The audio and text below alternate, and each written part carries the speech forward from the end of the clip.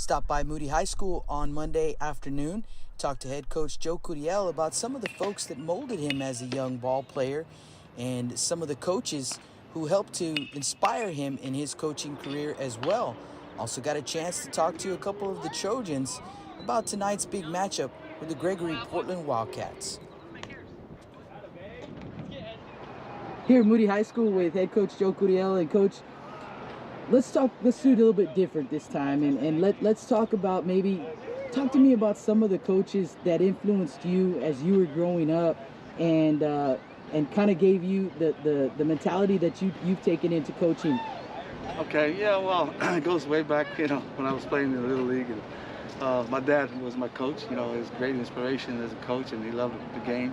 But you got my dad, of course, and then I got my high school coach, was Alan Chavez, and then it was Mark Medina. And then I go on to the next level, which is got signed with Angelina Junior College coach Bill and Coach Jack Allen. They were a great part of my baseball career. And then, of course, you got other guys that I played in the minor leagues, the minor league coaches. I bring it to the table where discipline is installed into in baseball, and that's how you carry yourself. And I related to these kids, and it starts from there, and having that self-discipline, self-motivation, and that's what we bring pretty much here at Moody High School, knowing the game and playing the game right. And Coach, what would you say is of those things that you mentioned, what would you say is the most important? The most important thing you learned as a player, you carried that on with you as a player and into your coaching career as well? Well, the aspect of the game, of learning the game, is buying into the coaching staffs and having to hear their knowledge of the game and carrying it to our guys. It's a big, important step for these young men to understand that everyone's telling you for a reason, and they've been there, done that, or they've been coached up to do that. So I try to bring that to the table to these guys, and I go back when I coached with Hector Salinas there at A&M Kingsville. He brought it to the table. He let them play, but he was a firm but you know what, his style of playing was. The discipline part comes in from the classroom, it carries out to the baseball field. So that was a big part of me learning how to coach up the game, manage the game. So like I said, I bring all the coaching staff and players that I played with before and try to install that to these young guys. And how important do you think it's been, especially with the way that it's distance learning for the most part, very little classroom, and you talked about discipline, and you've mentioned that several times already.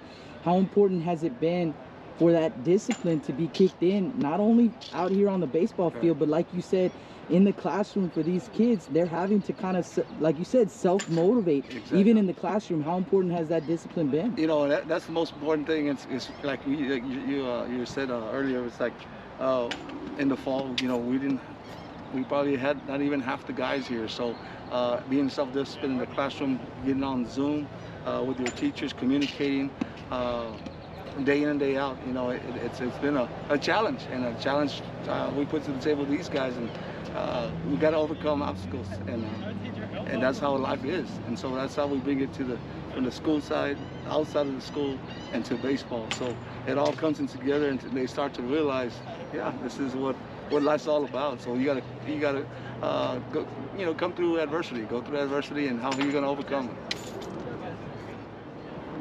And Coach, here we go, second half of the district season, and you guys drew the Gregory-Portland Wildcats right out of the gate. It was game number 1. You got those guys, and it was a good ball game. It got away from you guys late, but it was a good ball game. And so, tell me a little bit about, obviously you guys have changed as a team since then, and I'm sure that they've changed a lot as a team since then. What are some of the things do you think that you might do different this time around facing these guys, or are you going to just try and do the same things and do them better? It comes out, of course, from game number 1 to now it's game number 9.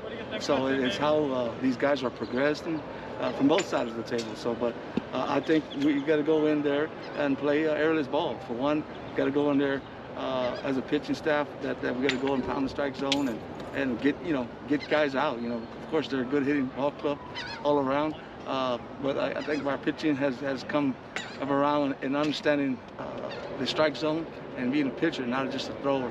But that's one thing on the defensive side, just making the fundamental plays, just the routine plays, get those outs, and we can't afford extra outs to give away. So on the offensive side, like I said, we're starting to climb and get guys on, move them over, and get them in. So that's a big key concept coming into this next game.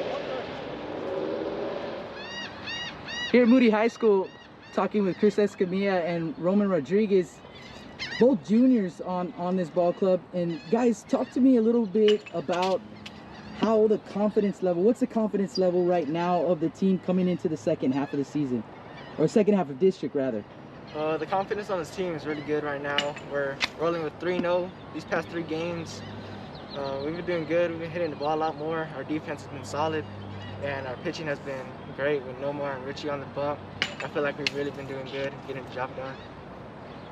Hoping that we can keep going, keep winning, keep hitting the ball, playing good defense, keep up the good pitching. Simple things like that, keep doing the simple things, doing little things right. Roman, what would you say are some of the strengths right now of this team? I mean, you mentioned a few of them, but what are some of the things that are going really well for this team right now? Our defense has been incredible. The first half, I think we limit a lot of errors. We go a lot of games with 0 errors. Our pitching has been really good. They've been throwing a lot of strikes, and our defense has been getting the job done. And these past 3 games, our sticks have been coming alive, and we've been moving runners over and getting the job done when we need to. And Chris, what do you think are some of the things that's still coming into this part of the season that you guys are still working on trying to get better? Just throwing a little more strikes, getting our pitchers the defense that we need, the outs, everything, getting the runs, just getting the job done. That's really it.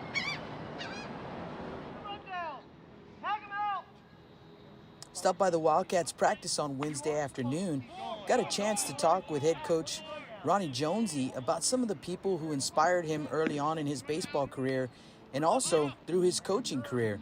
Also talked to him about the big matchup with the Moody Trojans tonight. Talked to some of the players for the Wildcats as well. Here in Portland, talking with head coach Ronnie Jonesy, and coach, let's go a little bit of a different route this time. We didn't get a chance to really introduce you, and so let's talk a little bit about you, coach. Tell us where you went to high school and where you played college. I'm a graduate of Elgin High School. It's located about 25 miles east of Austin on 290. Graduated in 2004, then went to Sam Houston, graduated from there in 2008, and then took my first baseball job back in Elgin again in 2008. So. And from there came straight here? I was in Elgin for 5 years as an assistant baseball coach, and then spent the next 3 years as head coach at Rockdale, Texas, which is kind of in between Waco and College Station and Austin, a little 3A school. Over there we had some success, and then came down here. Was at Ingleside, and I think it was 2016, 17, and 18. Or was it 17, 18, and 19? Excuse me. And then got the GP job here in 2020. So. And what is it that is it a lot different, Central Texas baseball to South Texas baseball? I would say the biggest difference is the community involvement. When I got down here, the first year I was down here, I got to witness the I guess they call it the Little Big 12, and all 4 teams made it to the playoffs. I think all 4 teams made it to the 3rd round, and I watched some games at Cabinets, I watched some games at Whataburger, and the atmosphere was electric. Man, you go to Whataburger Field and it's sold out for a high school baseball game. It's standing room only, man. You know it's special. And so that's the reason I came down to South Texas. It's not necessarily that the baseball is so much better. It's just everybody's more invested. Coach, let's talk about some of the guys that maybe growing up that influenced you, not just in your style of play, but some of the guys that influenced you in how you coach. Yeah, the first one was my father. My dad was an all-state baseball player back in 1981, and so I learned a lot from him. And then I guess as I grew up, once I got to high school, Bowen Malik was my head baseball coach for 2 years. He's kind of from the area. I think he's a graduate of Mankato, Texas. And so he was my head coach for 2 years. I took a little bit of what they did in those 2 years and kind of added it to what I do now. And then another big influence for me was Bill Miller. He took the job after Coach Malik left. And the aggressiveness that we have on the bases, I would attribute a lot of that back to him. He was a good coach. He taught us really how to hit as a team. He taught us about approach and things like that. So those are some of the things that I kind of carried over as I got to be a head coach. And then, just learning how to be a professional. And, Pat Watson was the first head baseball coach that I worked under, and he just taught us how to come to work every day and have a plan and execute that plan and just how to be professional about it. And so I'd like to thank him for that opportunity that he gave me to be an assistant baseball coach under him. He's now at Denton Geyer. And then when he left, Coach Michalek was the assistant. He took over, and we really learned a lot from him. He's a football coach, I'll tell you that, but he's a good baseball mind.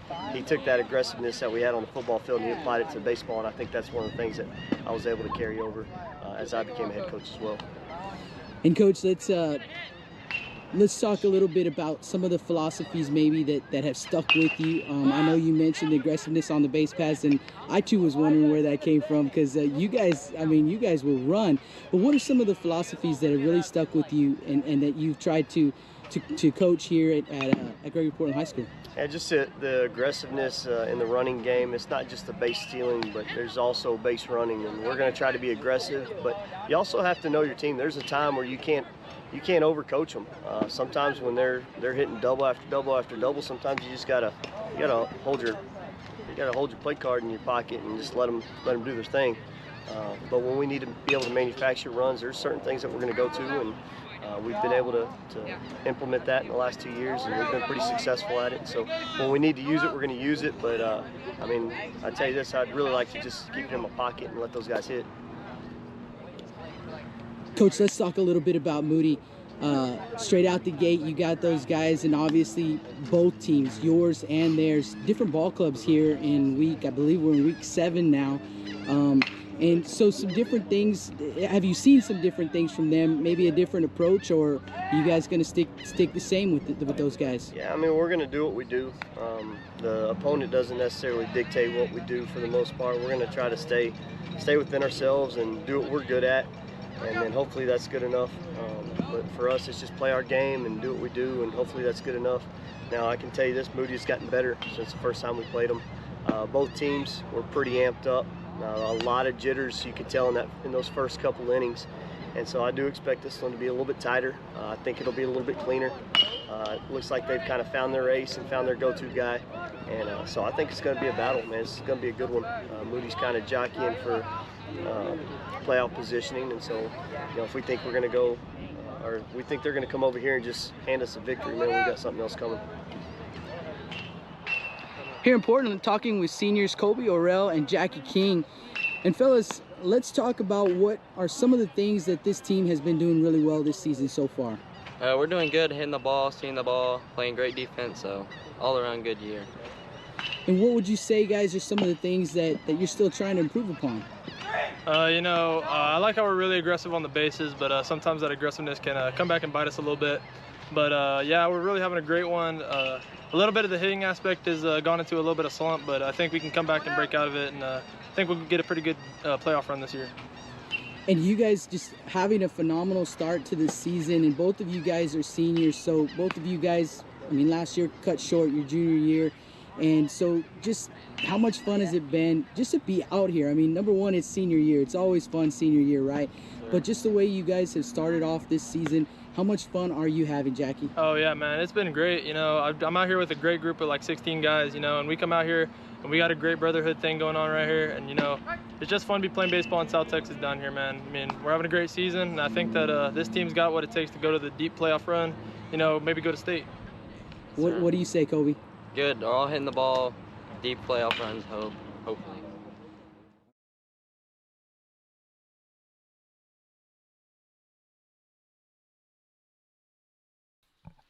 Good evening, high school baseball fans, and welcome out to Portland, Texas. Our pregame show in the books, and you saw Coach Jonesy and Coach Curiel talking there about some of the guys that influenced them early in their baseball careers and also influenced their coaching styles. And so kind of cool to hear that from those guys. And we expect another great ball game. The second time these two teams match up here in District 29 5A. So let's go ahead and get things rolling. Coaches are on the field now talking with the umpires at home plate. So let's go ahead and get you some starting lineups. And if we have a chance, we'll talk a little bit about that first ball game between these two teams. The visiting team is the Moody Trojans. They're wearing some new unis today. It's the first time I've seen them wear those unis. So a little bit different, kind of a, Matt Rogers mentioned, kind of a throwback kind of look. There looks like, I believe it's gray on gray, and they've got like a blue strip in the middle, Moody in gold, and that blue strip outlined in gold. So pretty sweet looking, different kind of unis they got on. And the Trojans coming into this ball game, overall Moody is 15-7, 4-4 in district play. And they are tied with the Flower Bluff Hornets for the 4th place spot in 29 5A under the direction of head coach Joe Curiel. So for the Trojans, they'll start with second baseman number 12, Derek Hernandez. Batting second will be the left fielder number 3, Roman Rodriguez. Batting third, the designated hitter number 23, James Perales. Perales will bat for the pitcher number 16, Richie Roman. In the cleanup spot is the right fielder, number 14, Jonathan Everett. Batting fifth, first baseman, number 20, Nomar Signs. Batting sixth, the shortstop, wearing number 1, Aiden Gonzalez. Batting seventh, third baseman, number 9, Josh Gonzalez. Batting eighth for Moody, center fielder, number 8, AJ Hernandez. And batting ninth, the catcher, number 13, Jordan Ramos. The home team is the Gregory-Portland Wildcats, and the Wildcats are 22-0-1 overall, 8-0 in district play, alone at the first place spot in 29 5A, and they are under the direction of head coach Ronnie Jonesy. Leading things off for the Wildcats will be the catcher, number 4, Walker Yannick, batting second, and on the mound tonight, number 8, Malachi Lott. Batting third, third baseman, number 5, Easton Dowell. In the cleanup spot, second baseman, number 1, Gage Gleineck. Batting first is number 2, Colby Orrell. He will bat fifth. Batting sixth, the designated hitter, number 13, Daniel Gonzalez. Gonzalez will bat for the left fielder, number 10, A.J. Carter. Batting seventh, the center fielder, number 21, Braden Talamantes. Batting eighth, the right fielder, number 3, Andrew Baez. And batting ninth for the Wildcats, shortstop, number 11, Jackie King. So starting lineups for both teams, and they're starting the lineups here at the field. First ball game between these two teams. Wildcats got the win. 8-3 was the final. It was a ball game where the Wildcats scored in the top of the first. The Trojans answering in the bottom of the first with 3 runs, scoring 2 of those off of the bat of James Perales, a big double for the young man. But the Wildcats scoring 7 unanswered to take an 8-3 win in that ball game. Malachi Lott got the win in that ball game, and Nomar Signs started for the Trojans, and Signs, the right-handed senior, took the loss. So the Trojans will see Malachi Lott once again, but the Wildcats, they will see sophomore right-hander Richie Roman from the Moody Trojans. So Malachi Lott, since then, now coming into this ball game, he's 6-0. So has won 5 games since that first game. 6-0 in 6 starts, 1.24 ERA for the young man. He has allowed 8 runs, 6 earned on 18 hits. 11 walks and 57 strikeouts for Malachi Lott. They're almost done with the starting lineups here, so we'll stay here and we'll pause in just a second to bring you guys the national anthem. Hitting 8th and playing right field, number 3, Andrew Baez. And batting 9th, the shortstop, number 11, Jackie King. Wildcats are coached by Ronnie Jonesy, Cameron Elmeyer, Michael Zepeda, and Baldemir Pena. Now, ladies and gentlemen, please rise and remove your caps as we honor our nation's flag with playing of the Star-Spangled Banner.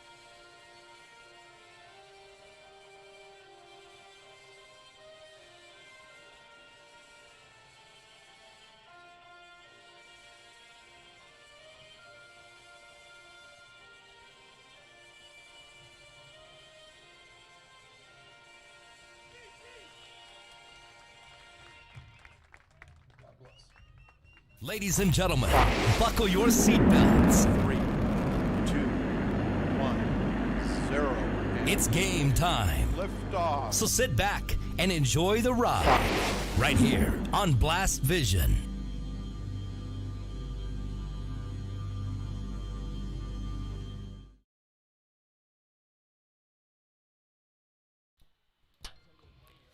Welcome back to the Stable Street Meat Market broadcast booth.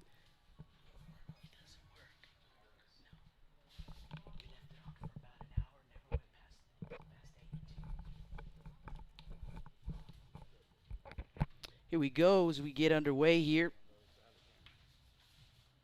at the home of the Gregory-Portland Wildcats. Wildcats hosting the Moody Trojans.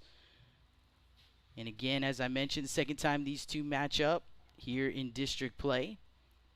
Wildcats getting the win in the first one. Wildcats going through the first round of district play unbeaten, 8-0. They are the top-ranked 5A team in the state of Texas.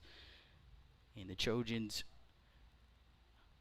they struggled at the beginning of district play and finished off the first round at 4-4.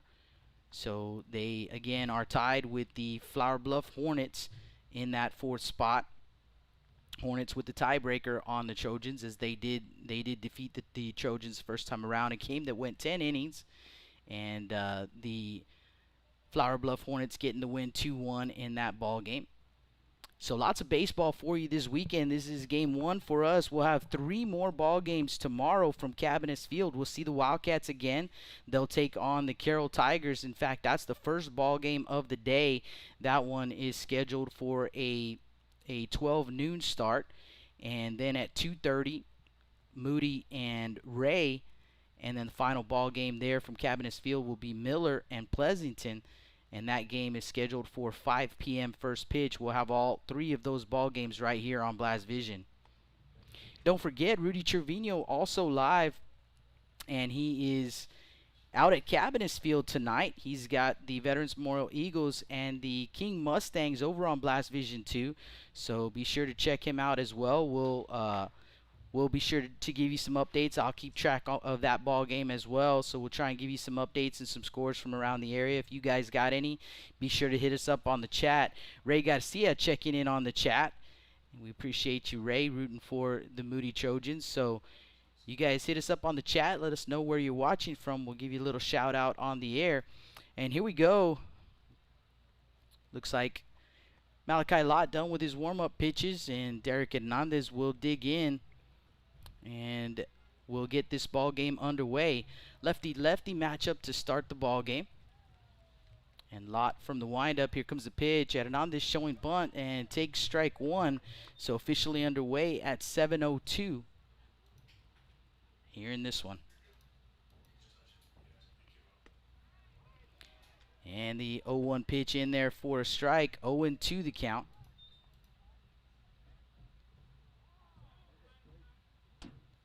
One thing I've noticed about, watching Malachi Lott throw is a lot of first pitch strikes. Way ahead in the count here, 0-2, and strike 3 called. So he strikes out at Hernandez on 3 straight, 1 away.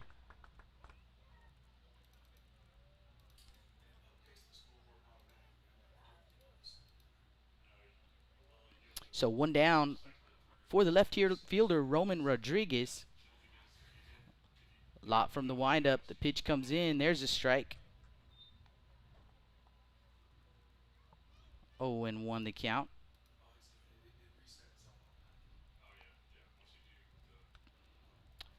Foul back. 0-2.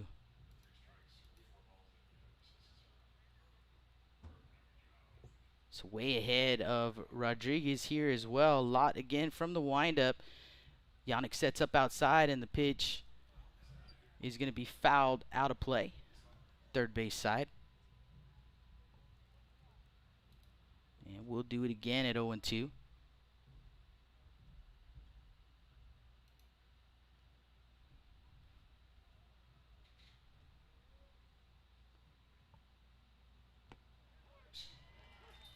Pitch in there, called strike 3. So 2 down for the designated hitter, James Perales. Perales bats for the pitcher, Richie Roman.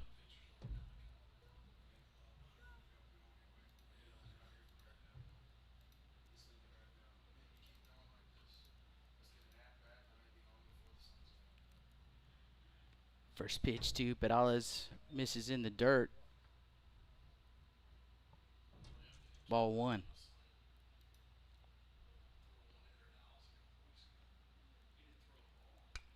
1-0 grounded. First base side going to bounce off of the bag, and Orel will take it himself. So they go in order here in the top of the first. No runs, hits, or errors. No one left on base.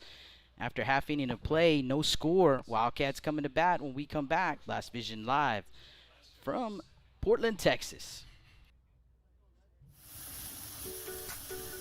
With the sun staying out later and the weather getting warmer, get out and grill. Staple Street Meat Market has the best selection of quality meats for your next barbecue.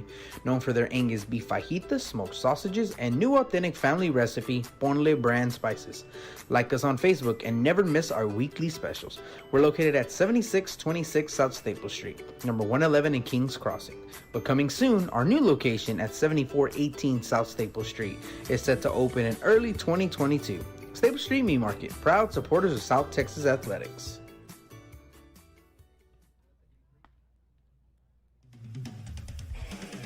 Rick Sines with Z-Bart of Corpus Christi is a proud supporter of South Texas Athletics.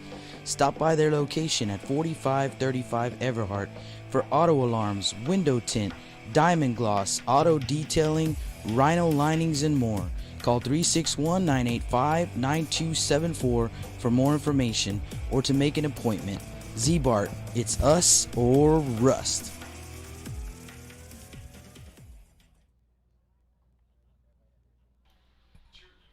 Welcome back to the Staple Street Meat Market broadcast booth.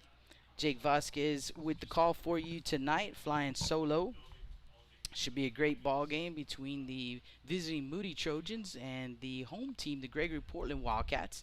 Trojans went in order in the top of the first. Wildcats come into bat. And I forgot to score that last out. Now I remember how it went. Got it in there. Yannick, Lott, and Dowell, that's how they'll send them up, the Wildcats. And Richie Roman on the mound for Moody. Let's get you some stats on Richie.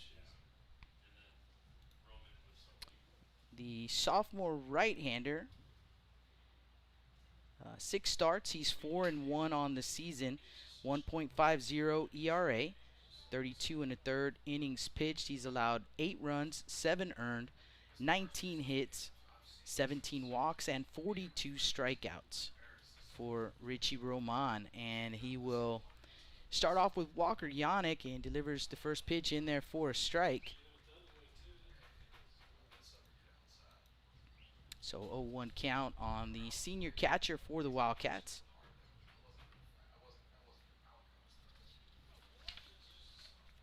Roman from the windup, and that one is going to miss. A ball and a strike.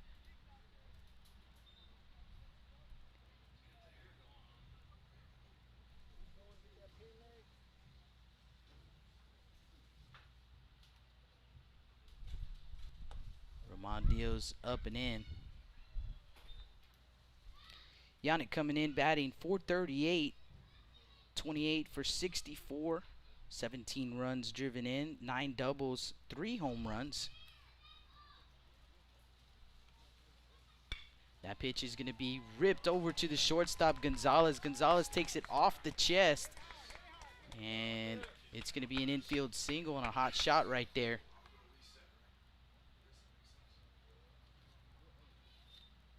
So Yannick at first base, and I believe Walker leading the team in stolen bases as well. Yeah, he's got 20 stolen bags. He will run.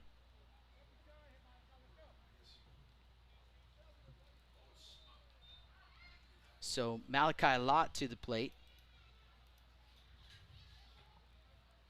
And he takes up for ball 1.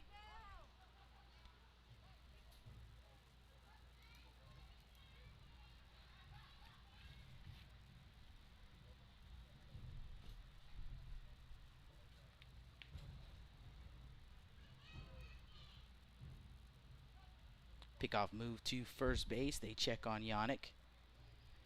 Lott coming in batting .462, tied with the next batter, Easton Dow, 30 hits apiece. That's both tied for the team lead. So 30 for 65 is Lott. 22 runs driven in. There goes Yannick. The throw down to second base is not in time. Called the plate was a ball. 2-0 the count. Stolen bag. Another stolen bag for Yannick.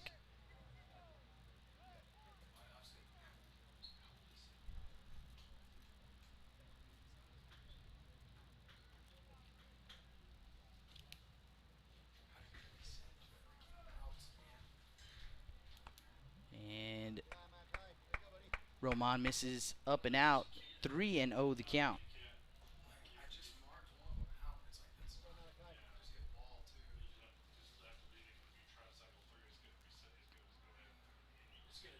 There goes Yannick. The throw down to third base is going to be not in time.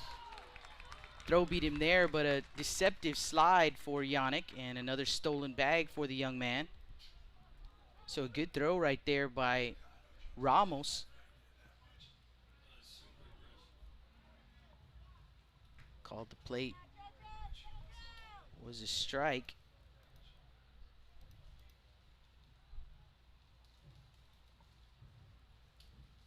And timeout called.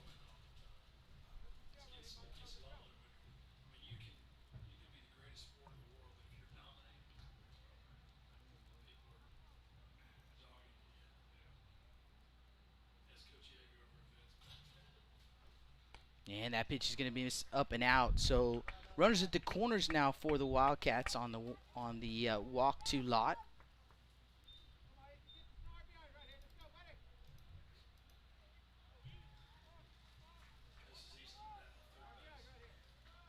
So the Wildcats will send up their third baseman, Easton Dow.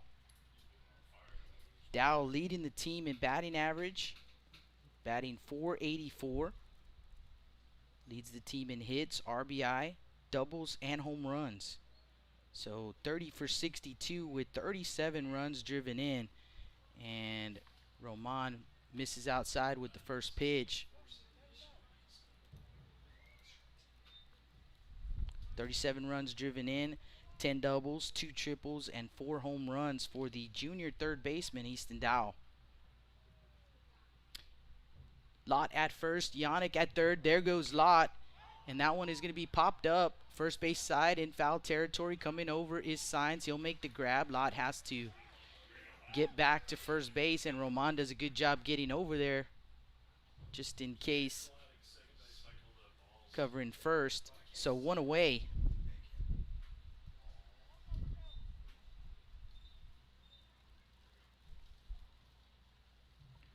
It's going to bring up the second baseman, number 1, Gage Gleineck.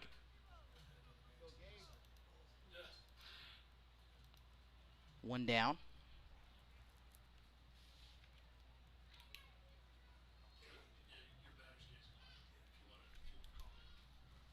Gage Gleineck coming in batting .304, 14 for 46, 9 runs driven in, couple of doubles, 3 triples as well. Roman comes set. Here comes the pitch. And he's going to miss up with it. 1-0.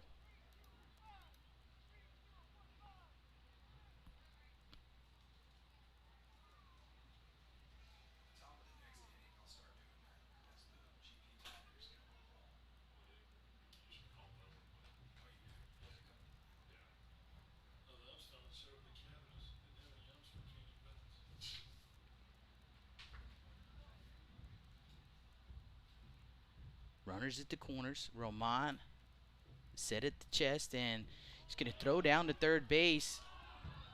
And Yannick back in time. Head first dive. And Coach Curiel going to call a timeout. Quick break in the action. Just a reminder that Rudy Trevino also live over on Blast Vision 2. In fact, let's pretty sure by now they've gone live, but I don't see Rudy on the Game Changer just yet, so we'll check in on him in a little bit here.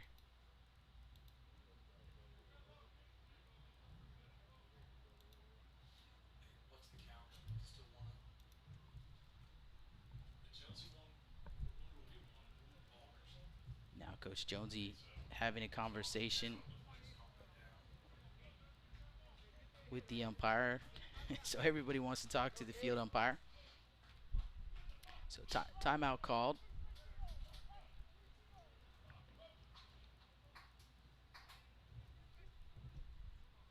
Lott over at first, Yannick over at third. One down here in the bottom of the first. 1-0 count on Gage Gleineck.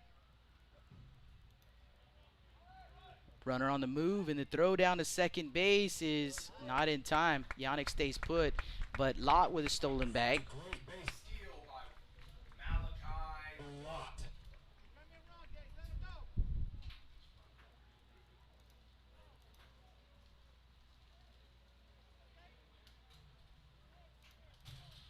So second and third now. Corners in for the Trojans, and that pitch is in the dirt. 3-0 the count.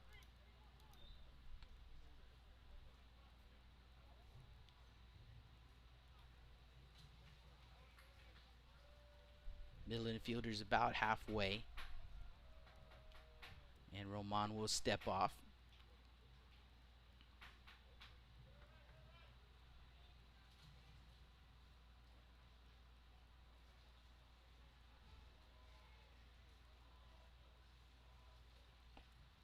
There's a strike, 3-1.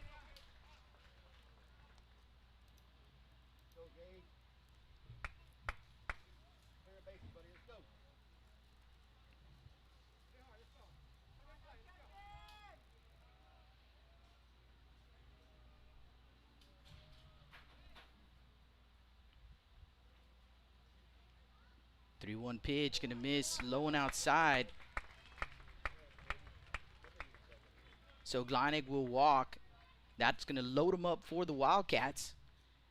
First baseman Kobe Orell to the plate.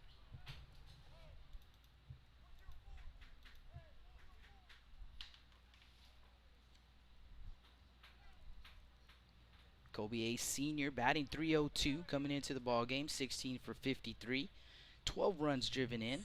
With the bases loaded, Kobe Orell comes up to bat.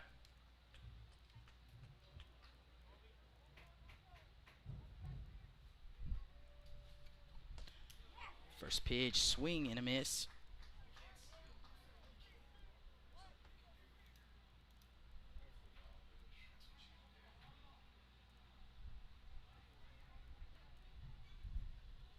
So for the Wildcats, Gleineck at first, Lott at second, Yannick at third, and that pitch is going to be driven over the head of the first baseman, Signs. Here comes Yannick. They're waving Lott, and the ball gets away from Everett.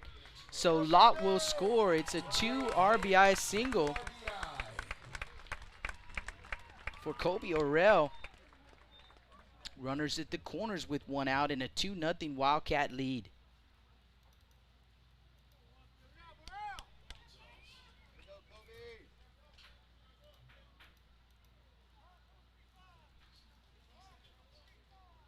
Daniel Gonzalez to the plate. Your next Wildcat at bat is number 13, Daniel Gonzalez.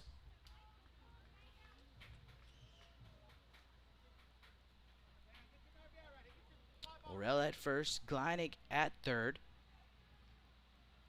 Roman comes set. Here comes the pitch. Throw down to second base, but Orell was not going.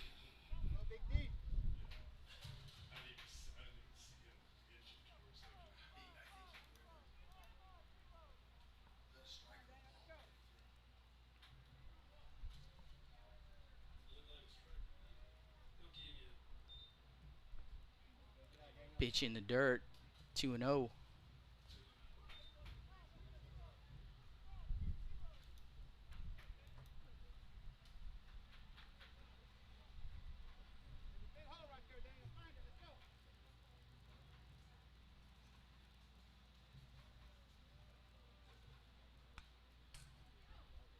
Foul back, 2-1.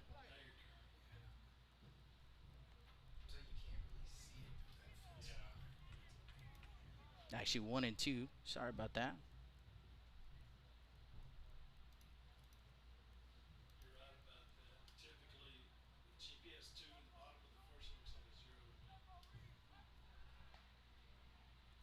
Pick off to first base, not in time.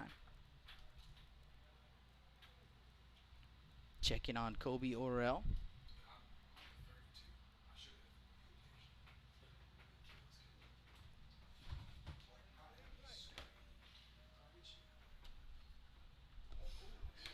Pitch behind Gonzalez. 2-2.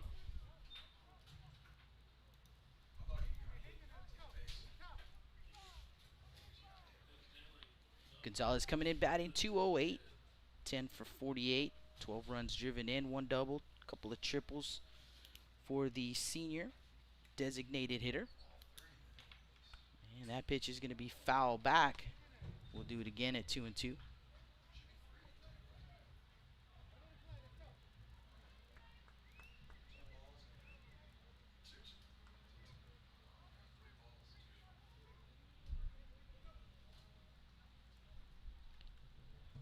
Gonzalez getting the signs from Coach Jonesy. Digs back in from the left side. Richie comes set. Here comes the pitch. That one's going to miss inside. Full count.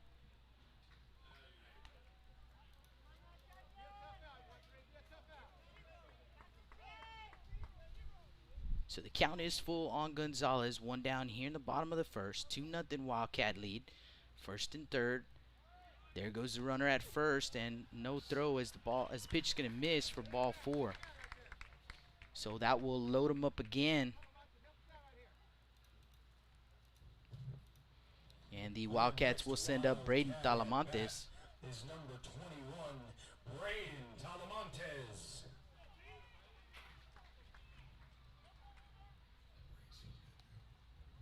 So again, the Trojans will bring the corners in. And the pitch on the way, ground ball hit sharply but foul.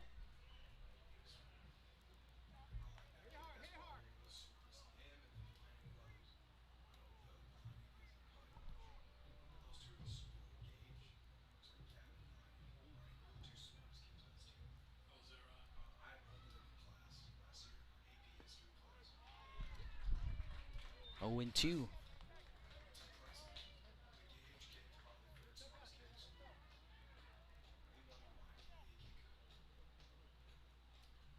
So Roman way ahead of Talamantes here. 0-2. Swing and a miss. Gets the strikeout. That's a big out right there for Moody. But they're still loaded for the Wildcats. A.J. Valles to the plate.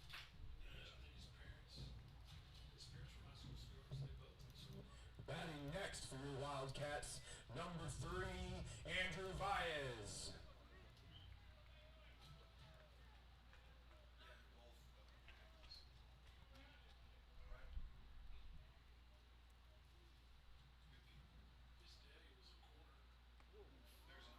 Roman misses inside, going to get a piece of Baez with the pitch.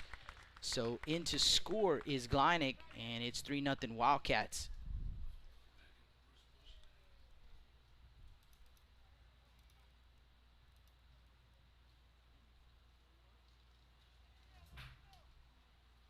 So for the Wildcats, Baez at first, Gonzalez at second, Orel at third. And the Wildcats rather have sent up 9 as King, the 9-hole hitter. Jackie King, the shortstop, looks at strike 1.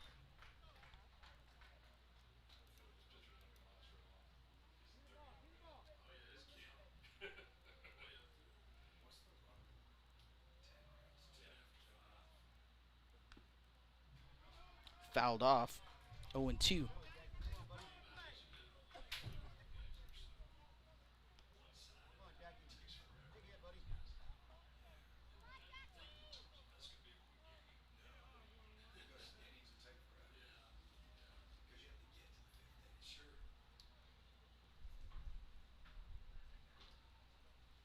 Roman comes set. Here comes the pitch, and that one is going to be lifted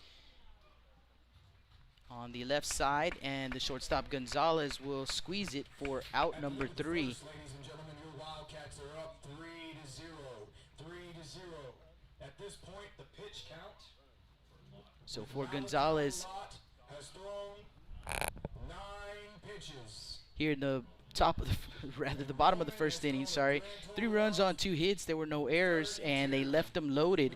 Due up for Moody, Everett, Signs, and Gonzalez when we come back. Blast Vision Live from Portland, Texas.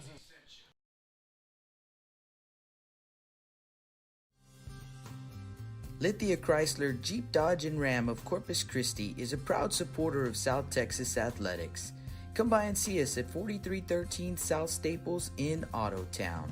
We'd like to wish all of the local teams the best of luck this season from your friends at Lithia Chrysler Jeep Dodge and Ram.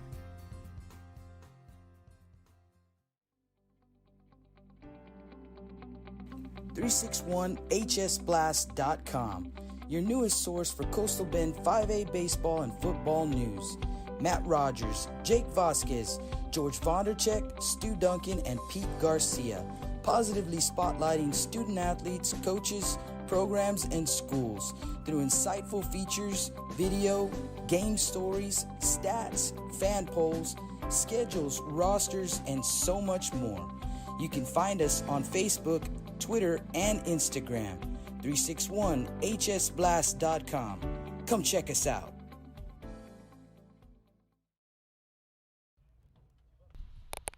Welcome back to the Staples Street Meat Market broadcast booth. 4, 5, and 6 due up for Moody here in the top of the second, trailing 3-0. And they'll send up Everett, Signs, and Gonzalez.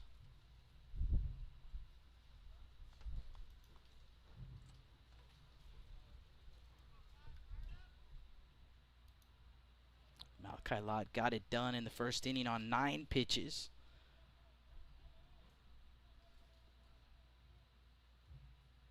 First pitch to Everett misses in. 1-0 the count.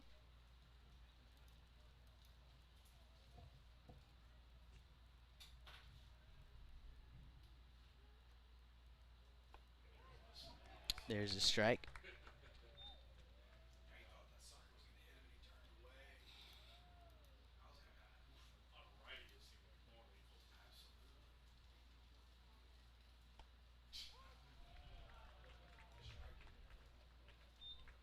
Ball and 2 strikes on Everett.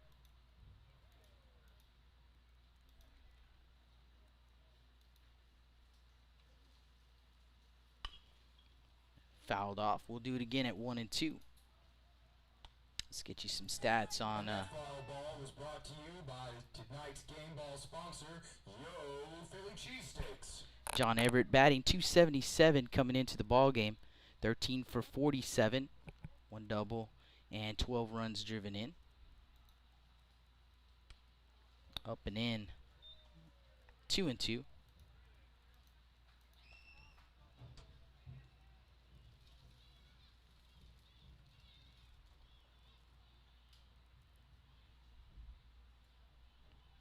Lot from the windup. Here comes the 2-2 pitch, and that one's going to miss up. 3-2.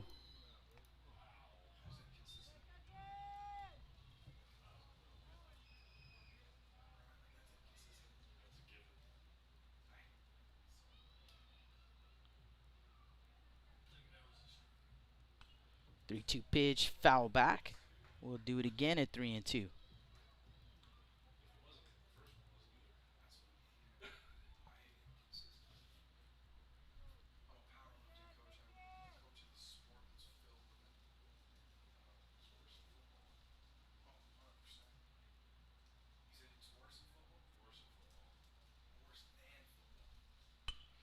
That pitch is going to be driven out to left field, going to get down in front of Carter for a base hit, so a leadoff single for Everett.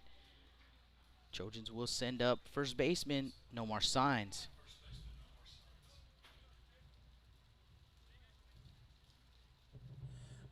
Next up to bat for the Moody Trojans is number 20, Nomar Signs. So Everett at first base, and Signs will dig in.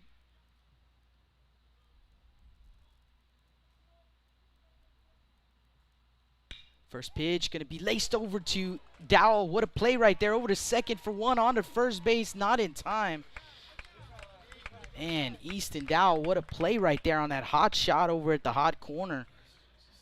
Records the out at second base, so they get the lead runner, forcing Everett for out number one. Signs at first on the fielder's choice. And Aiden Gonzalez will come to the plate.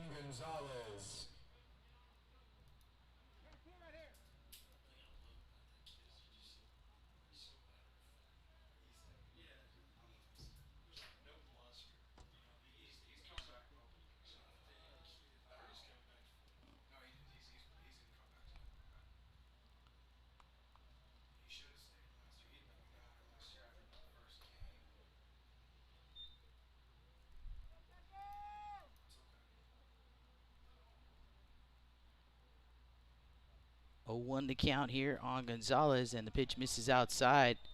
1-1.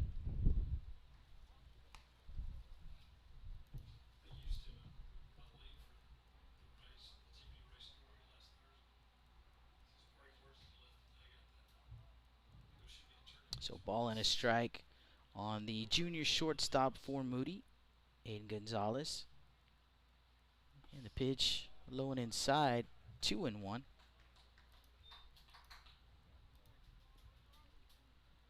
Aiden batting .351 coming into the ball game, 20 for 57, 3 doubles,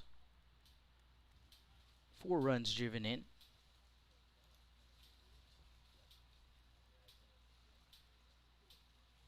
That pitch is going to be driven out to left field, going to get down in front of Carter. Actually going to get past Carter. Signs will round second, headed to third, and he will stay put at third base. So Gonzalez all the way to second and third for the Trojans. And they'll send up their third baseman, senior number 9, Josh Gonzalez. Next up for the Trojans, number 9, Josh Gonzalez.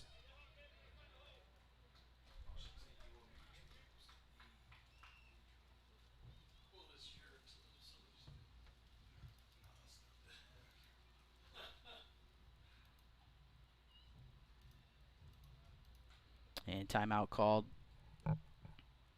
by Coach Jonesy, and he'll have a conversation with Malachi Lott. The Trojans putting the tying runs in scoring position with 1 out here in the top of the second.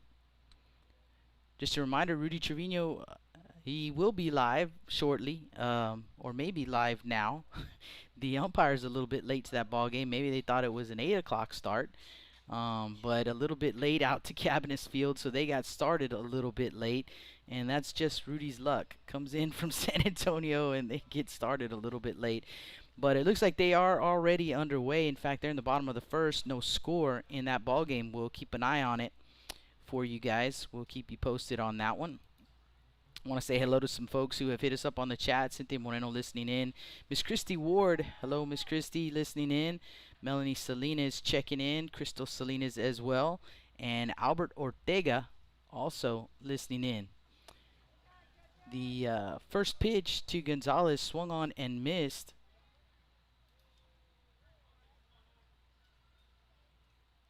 Oh, and 1 to count.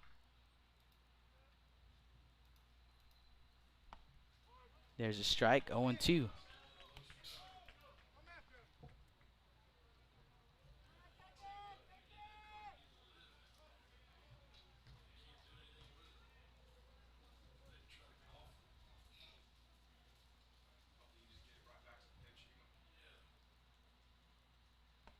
And the 0-2 is going to miss up and out for ball 1.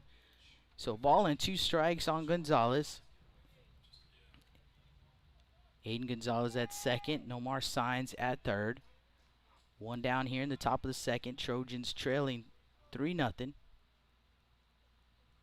And that pitch is going to be driven out to right field. Coming in, the right fielder, Valles. He'll make the grab, and the throw is wide, but Signs going to have to get back. So Valles gets it in quickly. It's up the line, but Lott was covering as well. So a good job there by Andrew Valles, the right fielder, and the Trojans cannot push one across.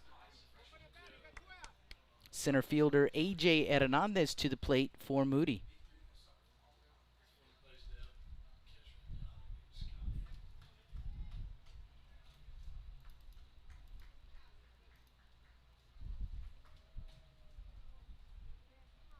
Lefty-lefty matchup once again here with the left-hander A.J. Hernandez. Pitch on the way and misses outside. 1-0.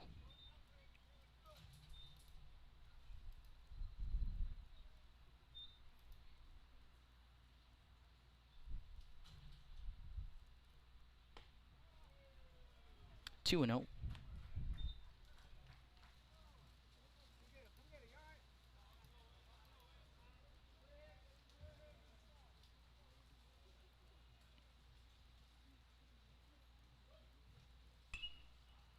Fouled off third base side, out of play. 2-1.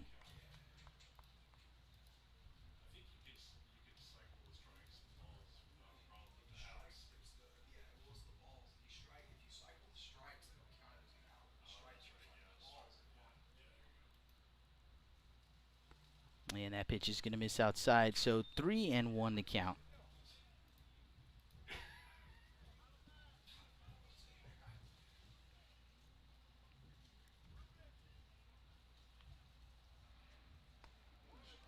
There's a strike, full count.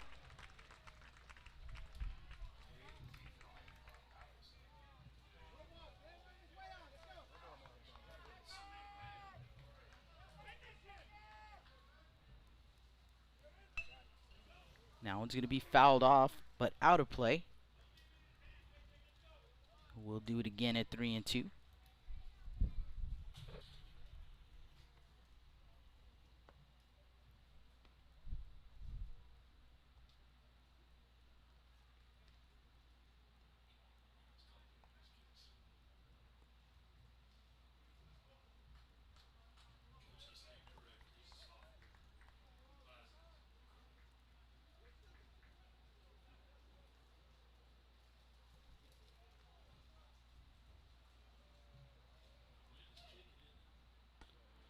Pitch is going to miss inside, so a 2-out walk, and that'll load him up for Moody as Hernandez takes first base.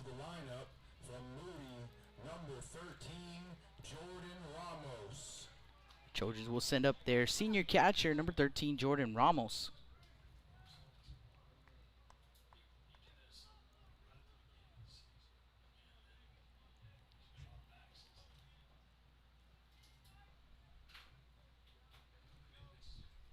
So for Moody, Hernandez at first, Gonzalez at second, Signs at third, Ramos at the plate. Lott from the windup. Here comes the pitch, and it's going to miss up. A throw down to second base, and it's going to get into center field.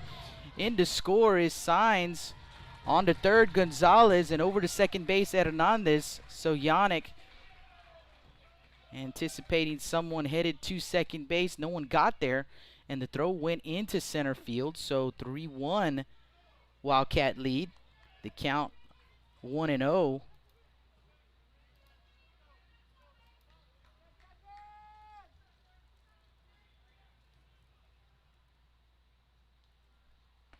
Swing and a miss, 1-1.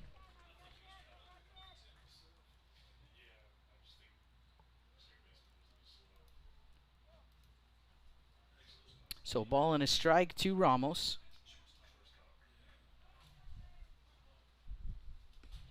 And that one's going to miss outside.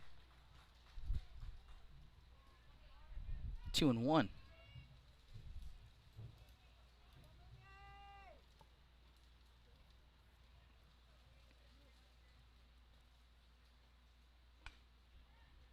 Grounded foul.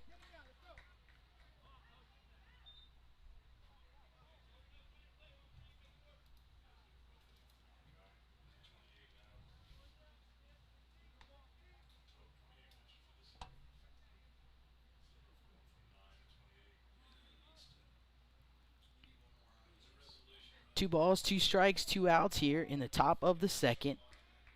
Second and third for Moody. Speed on the bases. Here comes the pitch. Swung on and missed. Lott gets out of it. So the Trojans, 1 run on 2 hits. There was 1 error and 2 men left on. Our score after an inning and a half, 3-1 Wildcats. They'll send up Yannick, Lott, and Dow when we come back. Blast Vision Live from Portland, Texas.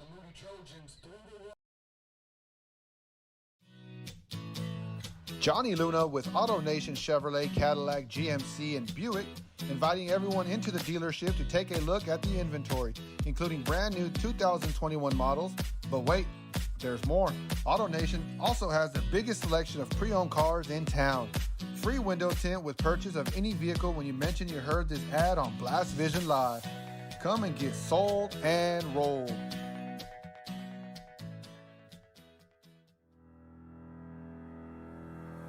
Looking to expand your customer base? Hit a home run and advertise right here on Blast Vision. For more information, contact Jake Vasquez at 361-434-0705. That's 361-434-0705. Join us and show your support for South Texas athletics.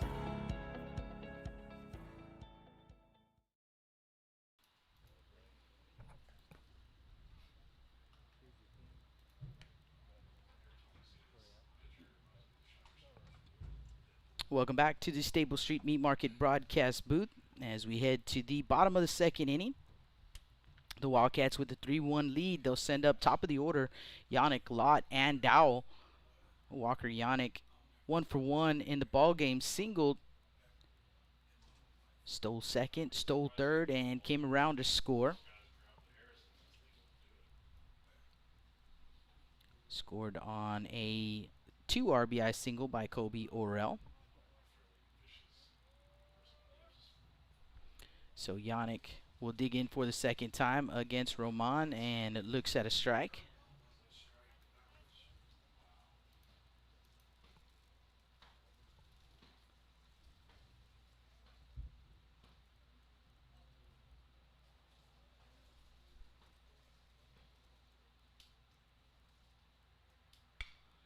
That one is going to be driven out to center field, going back at Hernandez, still going back, and he'll squeeze it one away.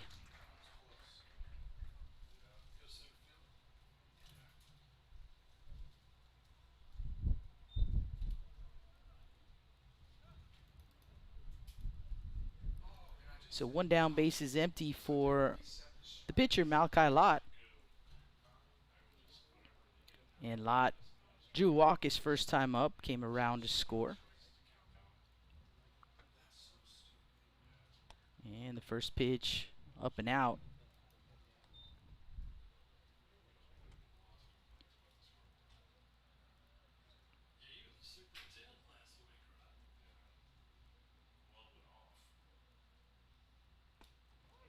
There's a strike, 1-1.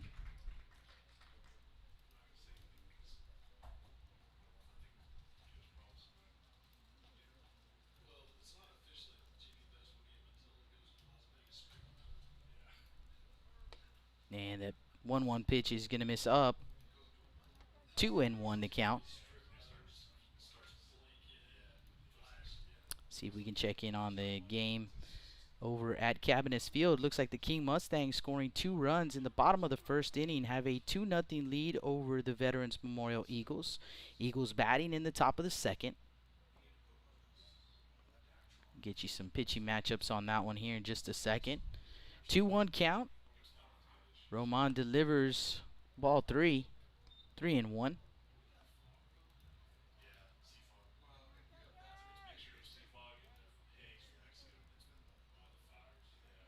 Looks like Jose Acuna started the ball game for the Eagles.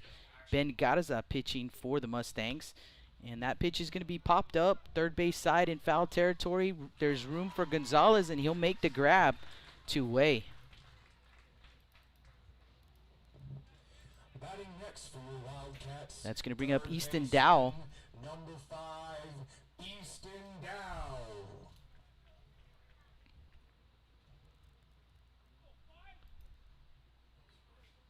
So 2-0 Mustangs.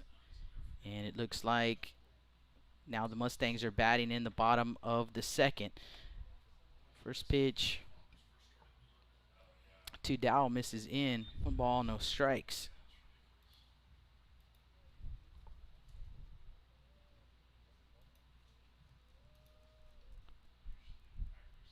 Easton popped up in foul territory. First base side signs recorded the out, and that 1-0 pitch, breaking pitch, misses outside. 2-0. So 0 for 1.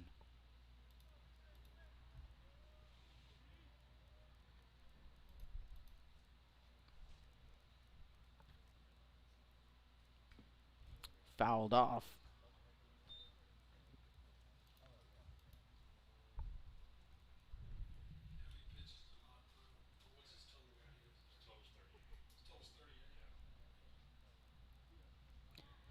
Two balls and a strike. 2 down here in the bottom of the second. 3-1 Wildcat lead. And Roman delivers a strike. 2-2.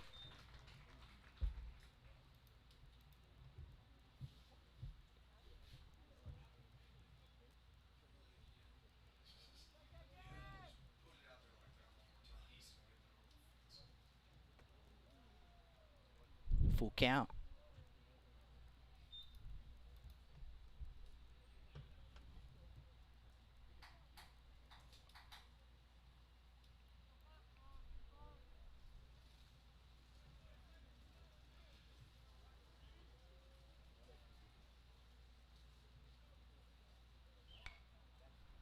Foul straight back out of play. We'll do it again at 3-2.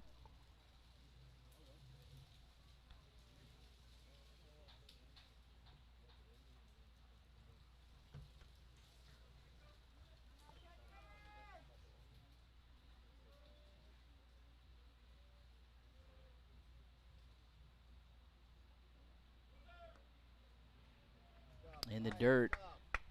So a 2-out walk issued to Dow. He'll take first base, and that'll bring up second baseman Gage Gleinig. Here we go, Wildcat fans. Next up at bat, number 1, Gage Gleinig.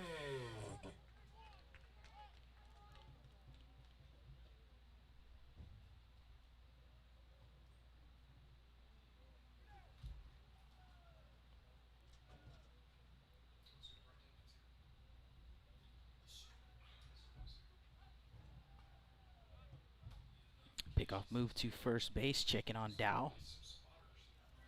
Signs holding him on over at first.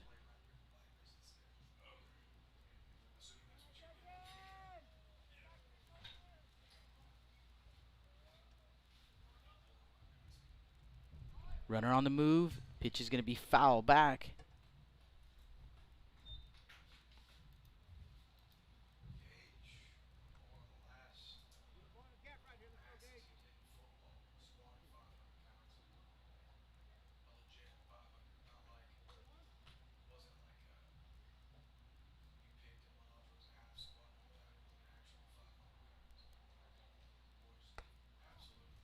1-1.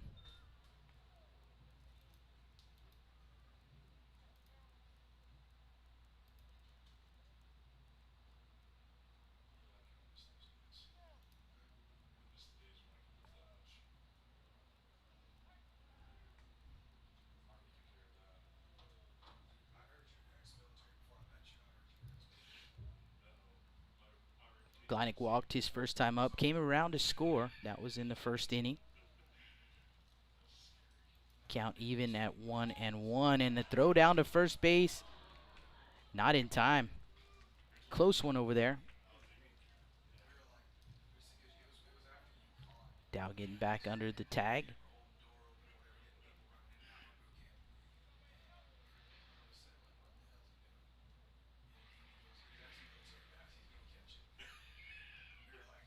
Roman comes set. Pitch on the way. There's a strike. 1-2.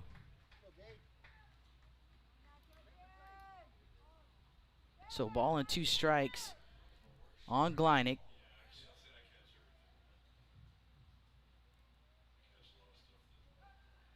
Another throw down to first base.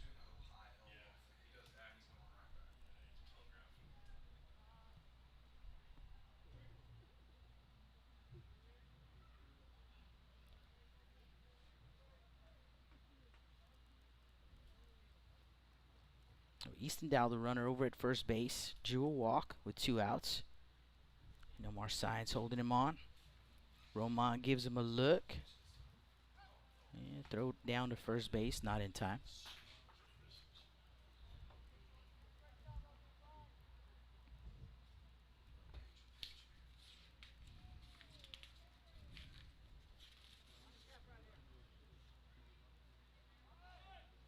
Easton Dow with 15 stolen bases. There's number 16.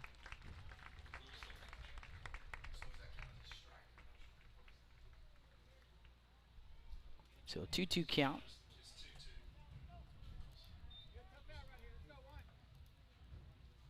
Two balls, 2 strikes, 2 outs here in the bottom of the first. Bottom of the second. It looks like Ramos calling timeout, the catcher.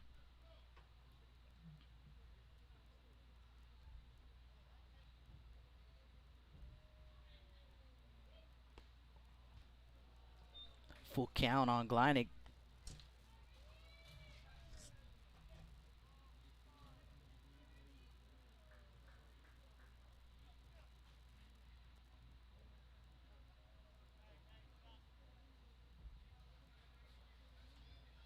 There goes the runner, and the pitch is a throw down to third base, not in time. Call at the plate was a ball, so a walk to Gleinik. Second time he'll walk tonight. Runners at the corners. Next up to bat for your Wildcats, number 2, Colby Orrell. Colby Orrell to the plate, and a timeout called by Coach Curiel. Let's take a quick peek at that ball game over at Cabinets Field. All your game balls tonight are brought to you by Yo Philly Cheesesteaks. Go on down and get you one. Still a 2-0 ball game in the Mustangs with runners at first and second, but 2 outs there in the bottom of the second inning. So the Mustangs with a 2-0 lead, and it looks like Jose Acuna pitched just 1 inning. Now Jake Martinez throwing for the Veterans Memorial Eagles.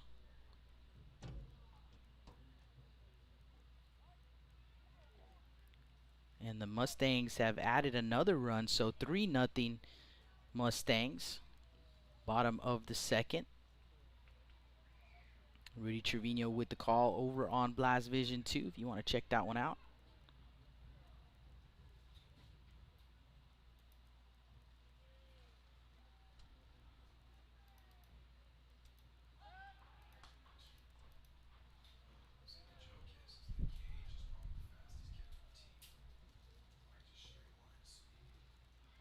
Roman with another throw over to first base.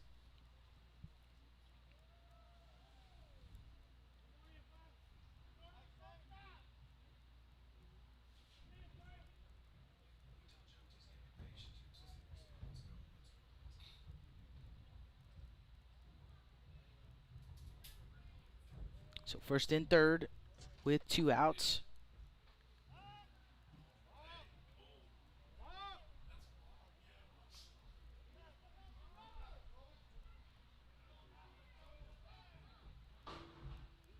And Coach Jonesy wanting to know if maybe that was a balk by Roman. So he's going to talk to the home plate umpire about it. So I'm guessing that the Eagles Mustangs 3, Veterans Memorial Eagles 0. And in the third inning, Flower Bluff and Victoria East are tied at 1 apiece. So another score update from the booth up here. Flower Bluff and Victoria East tied at 1. And actually it's Victoria West in that ball game. So Flower Bluff and West tied at 1.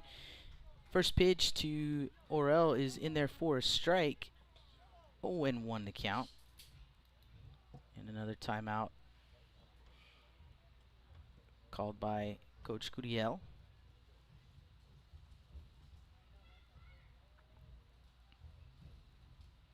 Looks like that's it for Richie Roman. Don't know, maybe he saw something there. Let him throw one pitch to Kobe Orel. That was kind of strange. Hopefully he's okay. But we're going to have a pitching change. And you guys hang tight. When we come back, we'll get you that pitching change information. Blast Vision live from Portland, Texas. When I think of Snowball, I think of the hot Corpus summers of my childhood and trips to the original Snowball located at 3830 Baldwin. And now, Snowball 2 has taken that Corpus Christi staple to the south side. Located at 7114 Saratoga, they're your one-stop shop for your favorite snacks. Frito pies, hot Cheetos and cheese, hot dogs, pickles, candy apples, and ice cream. And of course, those amazing snowballs you remember from back when you were a kid.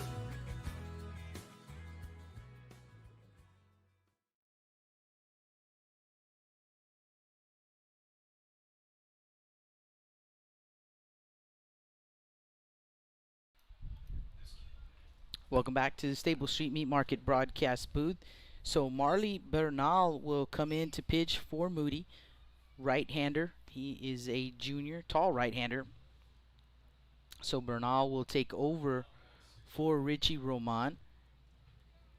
And an 0-1 count on Kobe Orel. 2 down here in the bottom of the second. Gage Gleinig at first. Easton Dow at third. 3-1 Wildcat lead. Let's get you some numbers on Bernal.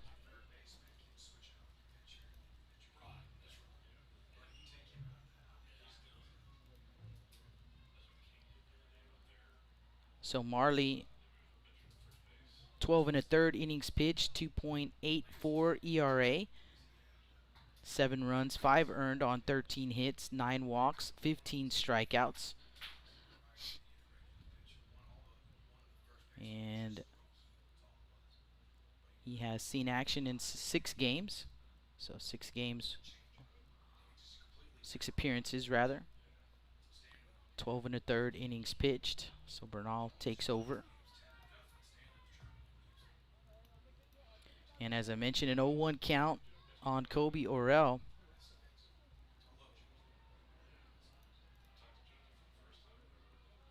And he'll step off.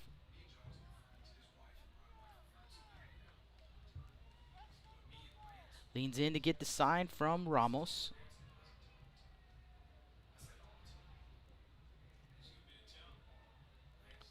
And that pitch is going to be fouled off, 0-2.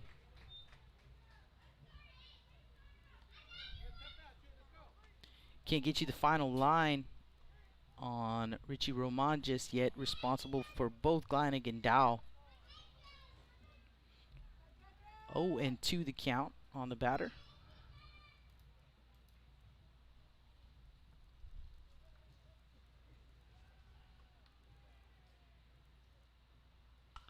That pitch is going to be poked foul. We'll do it again at 0-2.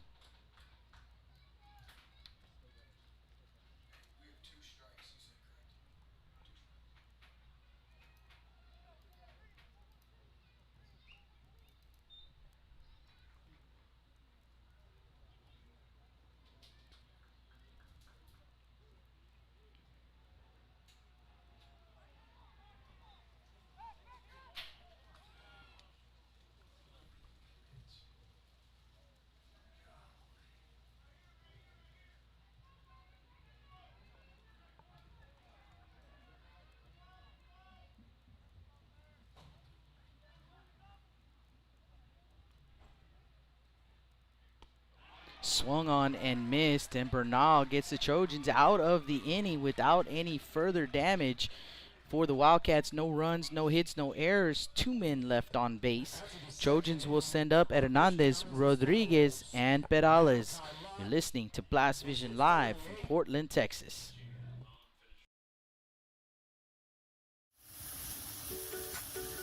With the sun staying out later and the weather getting warmer, get out and grill. Stable Street Meat Market has the best selection of quality meats for your next barbecue. Known for their Angus beef fajitas, smoked sausages, and new authentic family recipe Ponle brand spices. Like us on Facebook and never miss our weekly specials. We're located at 7626 South Staple Street, number 111 in Kings Crossing. But coming soon, our new location at 7418 South Staple Street is set to open in early 2022. Staple Street Meat Market, proud supporters of South Texas Athletics.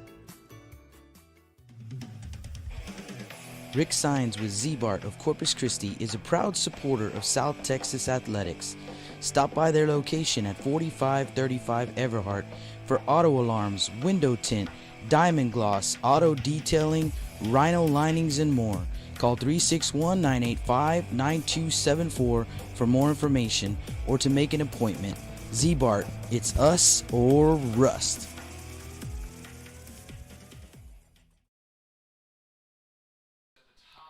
Welcome back to the Staples Street Meat Market broadcast booth.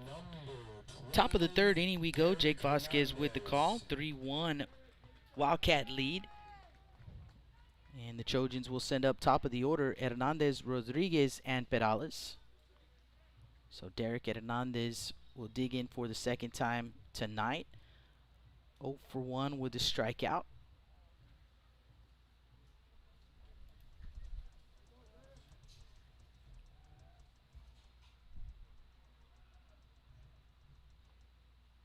First pitch swinging, and that one is going to be lifted right side, but slicing foul. Baez gave it a good chase over there in foul territory, but it's going to drop for a foul ball. So Hernandez gave it a good ride, but an 0-1 count.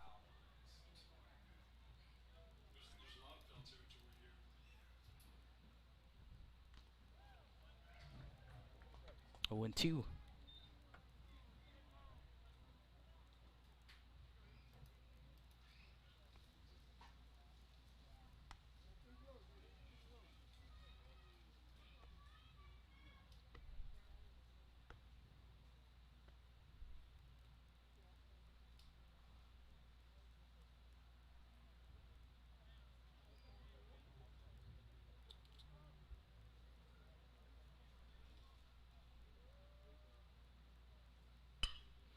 That pitch is going to be ripped into right center.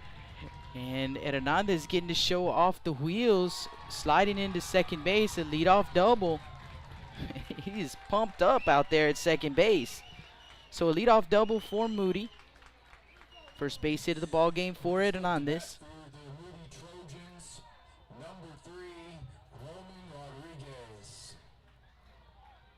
Saw him round first base, put in another gear, but they got the ball in quickly, and it's a double. So Roman Rodriguez to the plate. And Rodriguez 0 for 1 with a strikeout.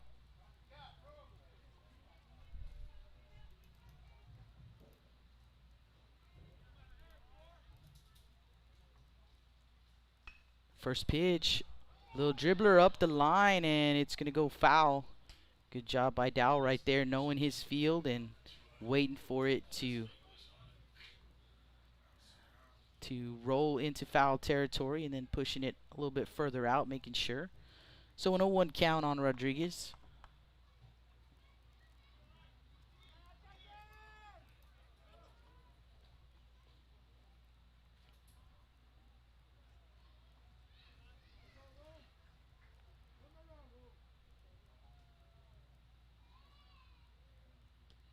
Pitch misses outside, and it's going to get away from Yannick. On to third base is Hernandez. Ball and a strike.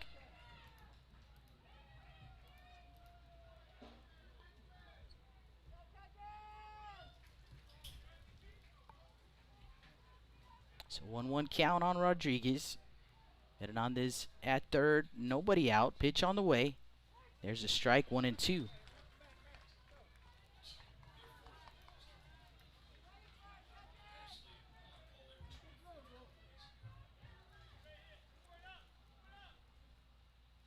One-two pitch, soft grounder right back to Lott. Lott will, and actually catcher's interference is the call. So catcher's interference will mean that Rodriguez safe at first base. So runners at the corners for Moody, nobody out. And Coach Jonesy gonna call a timeout.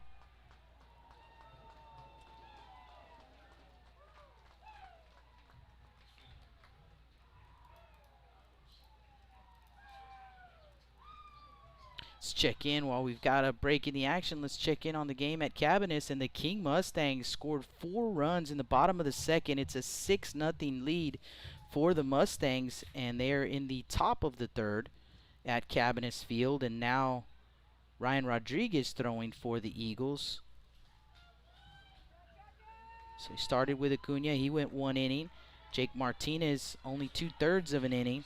And Ryan Rodriguez has pitched 1/3 of an inning for the Eagles, and it's 6-0 Mustangs. Cabinets Field. The King Mustangs are up on the Veterans Memorial Eagles 6-0 in the third. Back to the action here. James Pedales to the plate. And the pitch is going to be popped up right side of the infield. Gleinig calling everybody off. He'll make the grab. 1 away.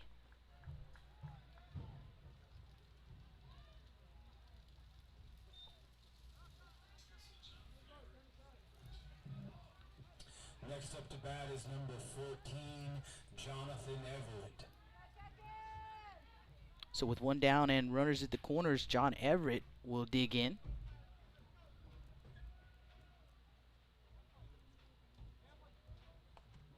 And Everett looks at ball 1.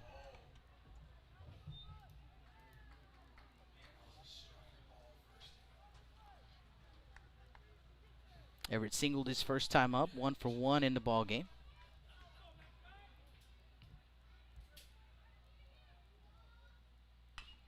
And that pitch is grounded sharply. Coach Medina over there playing hopscotch in the first base box, trying to get out of the way. 1-1 to count.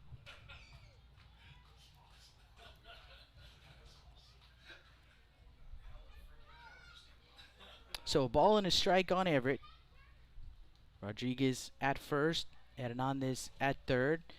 And the pitch is going to be grounded to second baseman Gleinig. The flip to second for 1, over to first base in time. And the Wildcats turn 2 for 6-3.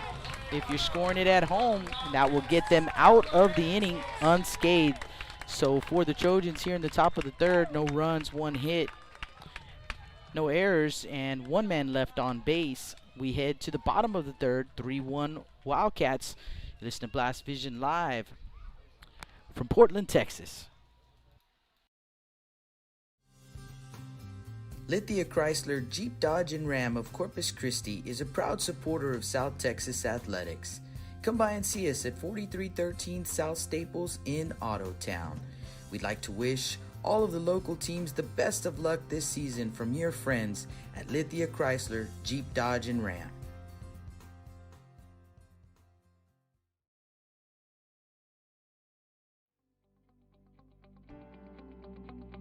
361hsblast.com, your newest source for Coastal Bend 5A baseball and football news.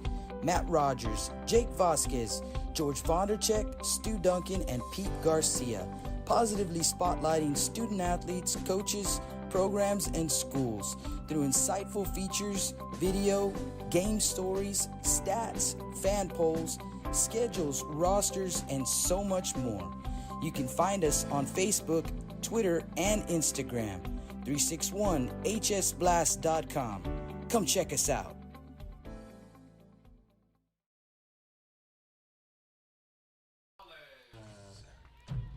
Welcome back to the Staples Street Meat Market broadcast booth. Let's get us back to where we should be in the bottom of the third. There we go. With nobody out. First pitch to Daniel Gonzalez, swung on and missed.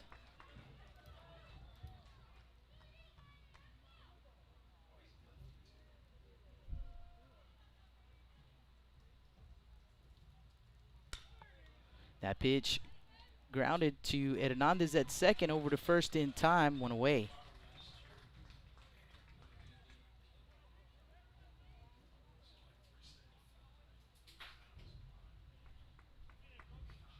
So one down for Braden Talamontes. Number 21, Braden Talamontes.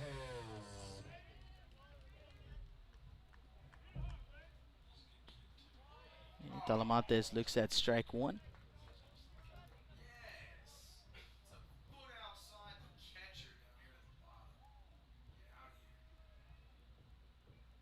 Oh, one pitch, and that one's going to be lifted right side. Signs drops it. Goes in and out of the glove over there on the grass right behind first. And that one's going to be dropped. So Talamontes will reach on the air. Andrew Valles to the plate.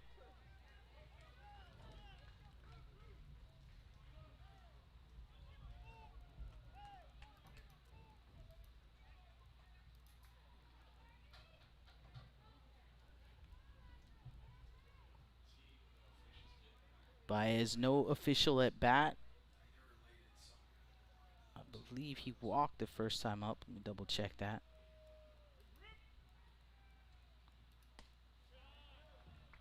Takes ball one right there. No, was hit by a pitch.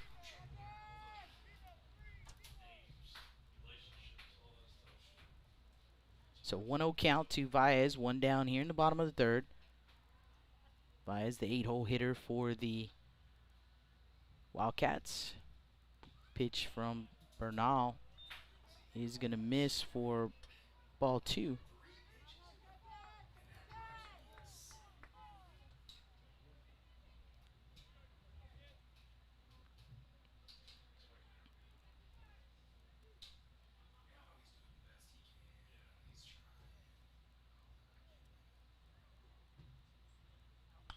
Yeah, the 2-0 pitch going to be popped up sky high.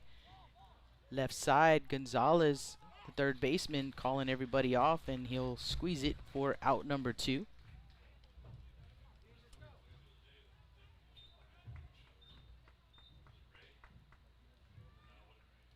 So 2 down, Talamontes at first. Jackie King to the plate. At the top of the bottom of the lineup, batting for your Wildcats, number 11, Jackie King.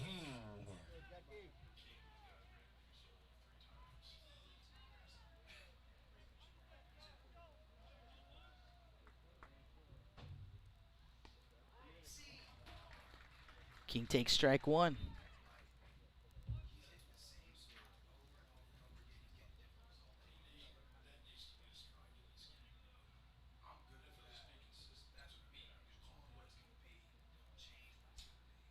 And Bernal steps off. Quick peek over to first base at Talamontes.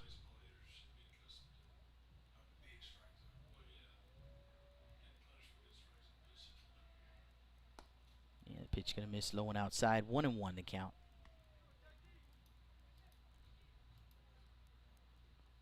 King 0 for 1, popped up left side of the infield his first time up.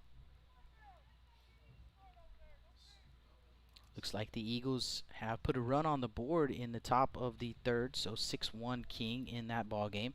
Pitch on the way, and Bernal misses up. 2-1. Rudy Trevino with the call over on Blast Vision 2. He's got that King Vets game from Cabinets Field, so you want to check that one out. Rudy's out there for us. Swing and a miss. 2-2.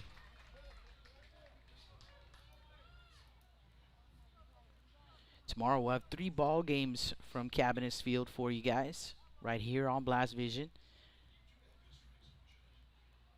We'll be right back in action with the Gregory-Portland Wildcats at 12 noon as they take on the Carroll Tigers. Throw to first base, not in time. Following that ball game, we'll see the Moody Trojans again as they take on the Ray Texans.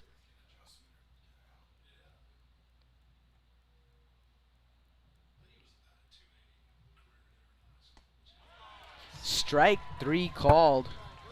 So Bernal does the job here. For the Wildcats, no runs, no hits, 1 error. 1 man left on base. Signs Gonzalez, and Gonzalez do up for Moody. 3-1 Wildcats after 3 complete. Blast Vision live from Portland, Texas.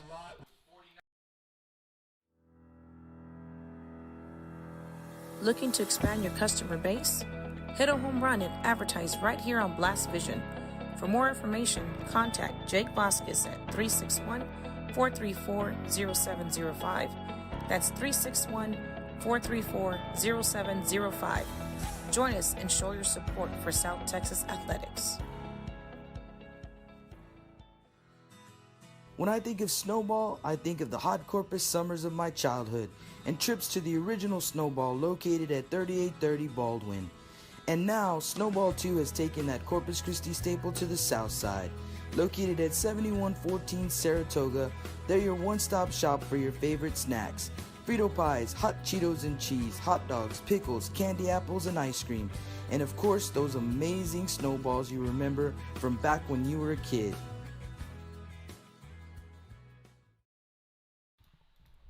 Welcome back to the Stable Street Meat Market broadcast booth. Jake Vasquez with the call. Top of the 4th inning we go. It's a 3-1 Wildcat lead after 3 innings of play. And Moody will send up 5, 6, 7 in the order. Signs Gonzalez and Gonzalez. So Nomar, I didn't get a chance to give you any numbers on Nomar when he first came up to hit. Batting .375, 21 for 56, 6 doubles, 1 home run, 13 runs driven in. And he looks at ball 1. And he is 0 for 1. I believe signs reached. As that one is going to be dropped in for a base hit. Signs reached on a fielder's choice. He's on base again. Just a little bloop single right there. Glina gave it good chase, but he just could not get to it. Dumps it right behind first base, and a leadoff single. That'll bring Aiden Gonzalez to the plate. Aiden doubled his first time up.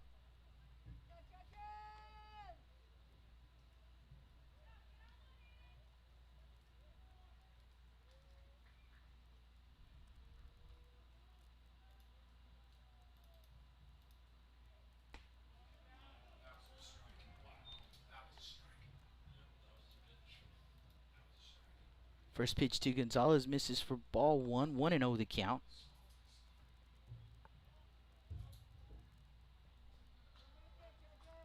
Lot comes set. Peek over to first. There goes Signs, and the pitch swung on and missed. The throw down to second base is in time, and Signs will be tagged out on the steal attempt right there. 1-1 count.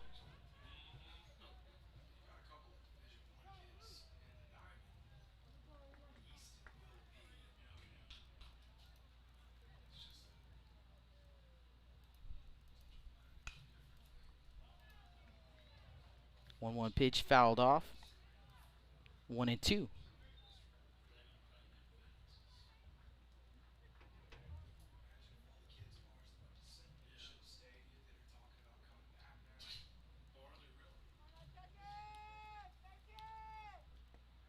And that 1-2 pitch gonna miss outside. 2-2.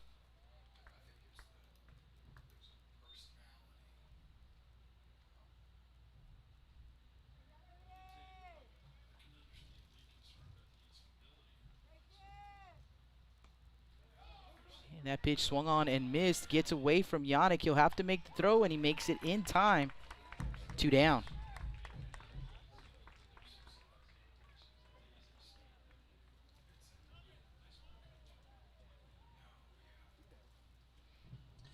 Next up for the Trojans, number 9, Josh Gonzalez. So 2 down, base is empty. Josh Gonzalez to the plate for Moody.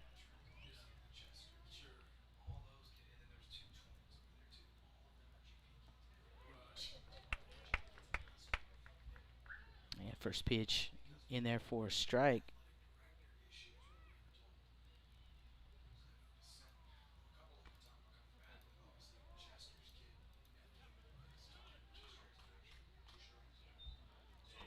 Fouled off 0-2.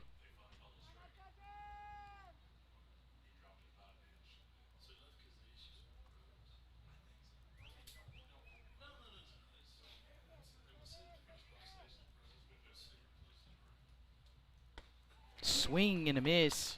So Gonzalez goes down swinging for out number 3 for the Trojans. No runs, 1 hit, no errors. No one left on base. Due up for the Wildcats. Top of the order, Yannick, Lott, and Dow when we come back. Blast Vision Live from Portland, Texas. With the sun staying out later and the weather getting warmer, get out and grill. Stable Street Meat Market has the best selection of quality meats for your next barbecue. Known for their Angus beef fajitas, smoked sausages, and new authentic family recipe Ponle brand spices. Like us on Facebook and never miss our weekly specials. We're located at 7626 South Staple Street, number 111 in Kings Crossing. But coming soon, our new location at 7418 South Staple Street is set to open in early 2022. Staple Street Meat Market, proud supporters of South Texas Athletics.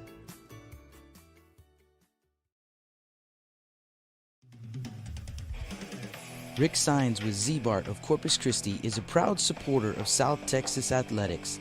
Stop by their location at 4535 Everhart for auto alarms, window tint, diamond gloss, auto detailing, rhino linings, and more.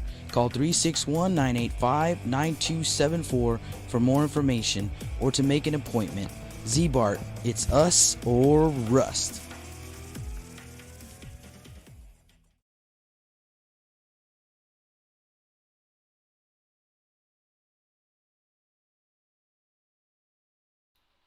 Welcome back to the Staple Street Meat Market broadcast booth. As we head to the bottom of the 4th inning, Wildcats with a 3-1 lead.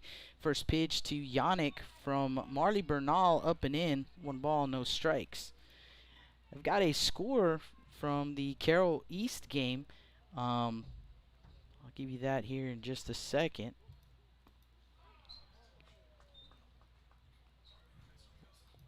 One and one to count.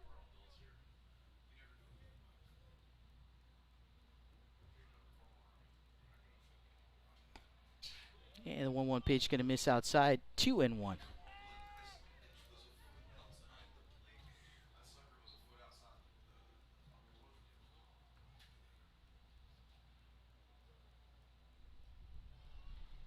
Bernal from the windup, and that pitch is going to be fouled back. 2-2. From the chat board, Carroll up 10-0 over East in the top of the 3rd. Frank Cepeda checking in on the chat.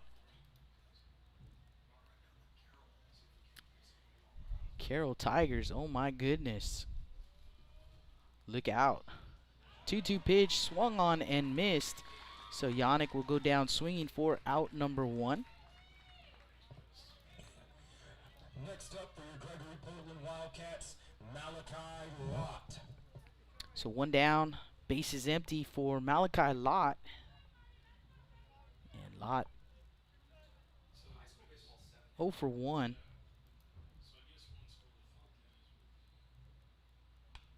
Pitch going to be fouled off.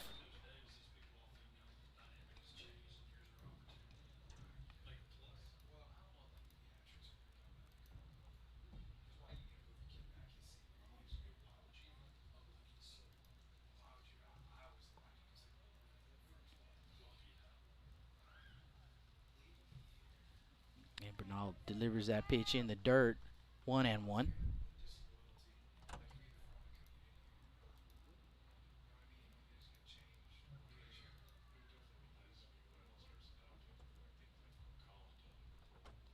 Lott 0 for 1. Walked and scored his first time up. That was in the 1st. Popped up in foul territory in his 2nd at bat.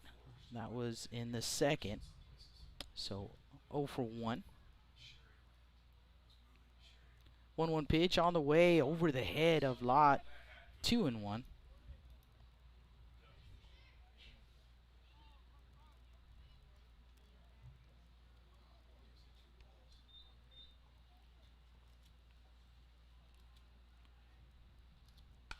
Two-one pitch popped up super high, first base side. Signs in and out of the glove again. That one was tough, but it goes in and out of the glove. And a new chance here for Lott. 2-2 count.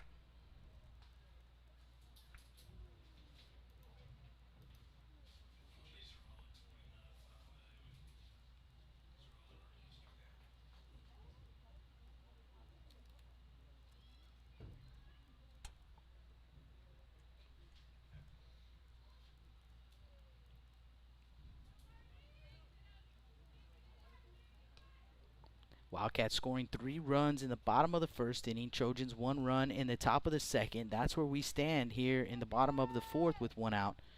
3-1 Wildcats. 2-2 count on Lott. Bernal comes with the pitch, and that one is going to be popped up once again into shallow left center, and it's A.J. Hernandez, the center fielder, who comes in to make the grab. 2-way.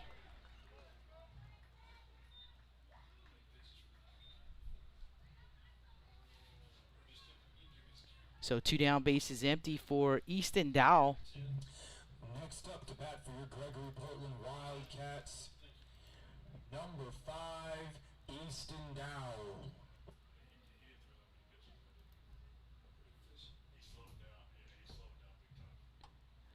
Dow 0 for 1. Popped up in foul territory in the first, walked in the second.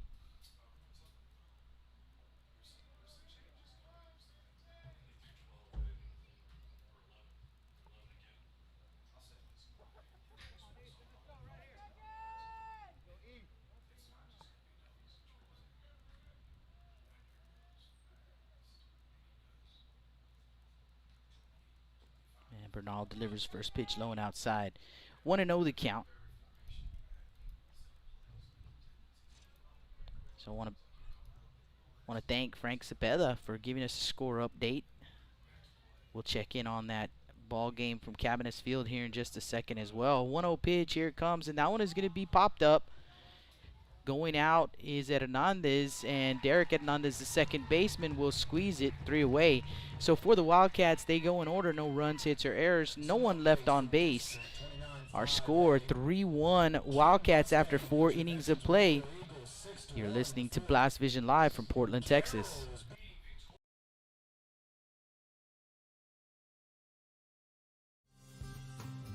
Lithia Chrysler Jeep Dodge and Ram of Corpus Christi is a proud supporter of South Texas athletics. Come by and see us at 4313 South Staples in Ottotown. We'd like to wish all of the local teams the best of luck this season from your friends at Lithia Chrysler Jeep Dodge and Ram.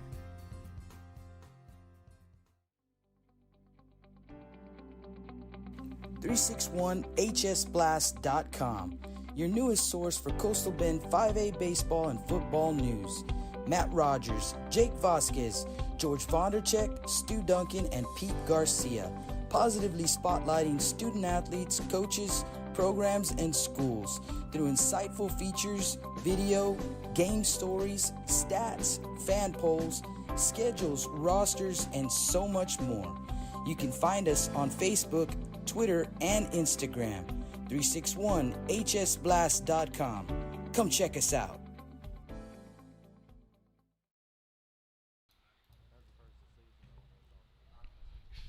Welcome back to the Staples Street Meat Market broadcast booth here in Portland, Texas. Jake Vasquez with the call, top of the 5th inning here in this one, and the Wildcats with a 3-1 lead. Trojans will send up 8, 9, and 1, Hernandez, Ramos, and Hernandez. And it is center fielder A.J. Hernandez who will lead things off for the Trojans. A.J., no official at bat, walked his first time up. Batting for your Moody Trojans, number 8, A.J. Hernandez.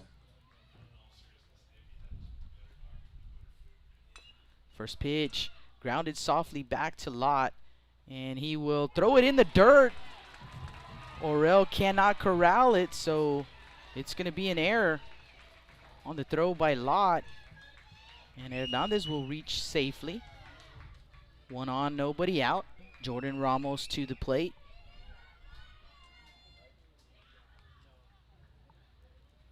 Kind of took his time there, did Lott, and perhaps rushed the throw a little bit because Hernandez can run.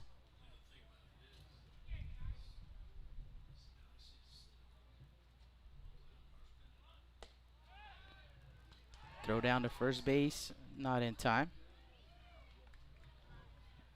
Call at the plate, I didn't see it. I think it was a ball.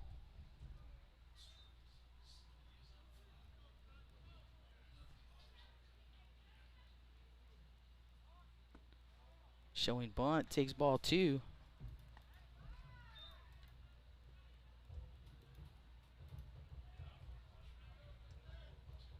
So 2-0 the count on Ramos. He's 0 for 1 in the ballgame with a strikeout.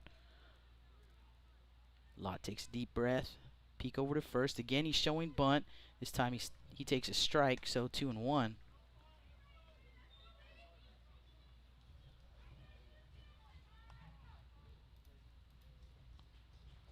Hernandez can run. He's over at first base, gets his lead. Lott's going to give him a look. Again, showing bunt. Pokes at it. 2-2.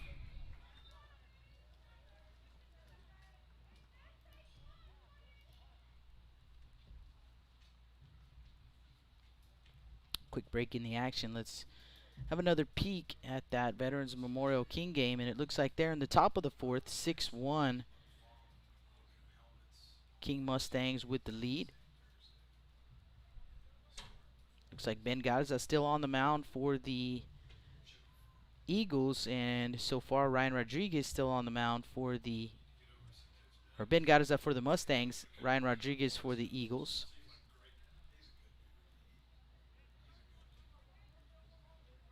Eagles game 1 of they play 6 games in 12 days, and I believe the Wildcats do the same. The Trojans get a break. They will have a bye next Tuesday, but not very many teams getting a bye. Everybody in this crazy stretch of ball games coming up. That pitch going to miss low and inside, so a full count.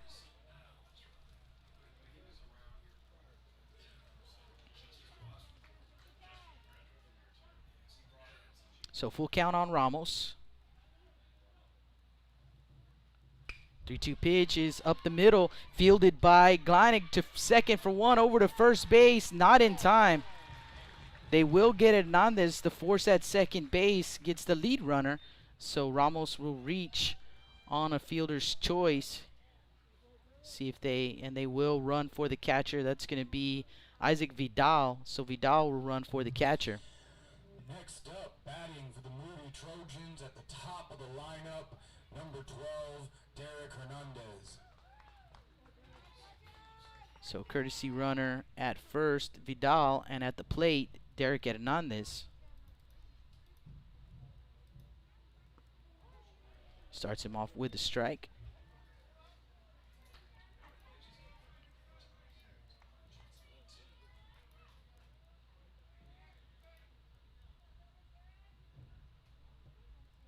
Derek 1 for 2.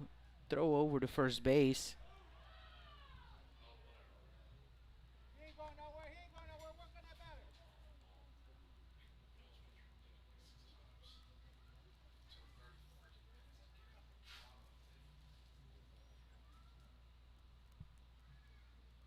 And the 0-1 is going to miss low and outside. 2-0.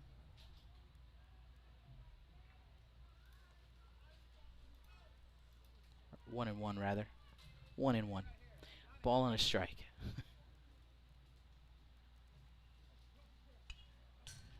Fouled straight back. 1-2.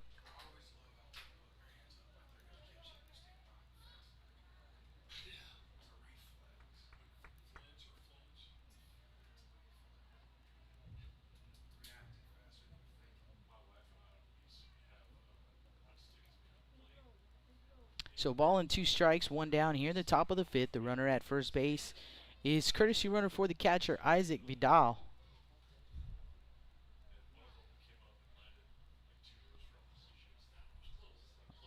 Lot comes set. Here comes the pitch, and that one is going to be grounded sharply to Dow at third. Over to second for one on to first base in the dirt. A good job by Kobe Orell to keep it from getting out of play. They will once again get the force out at second base. So Hernandez reaches on a fielder's choice. Now 2 down for Roman Rodriguez. Trojans, number 3, Roman Rodriguez.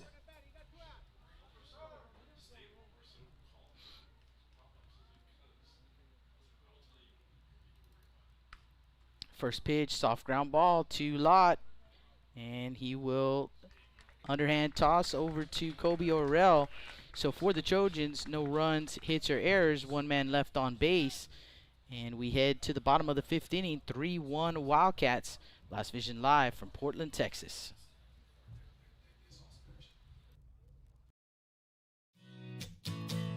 Johnny Luna with AutoNation Chevrolet, Cadillac, GMC, and Buick, inviting everyone into the dealership to take a look at the inventory, including brand new 2021 models.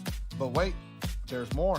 AutoNation also has the biggest selection of pre-owned cars in town. Free window tint with purchase of any vehicle when you mention you heard this ad on Blast Vision Live. Come and get sold and rolled.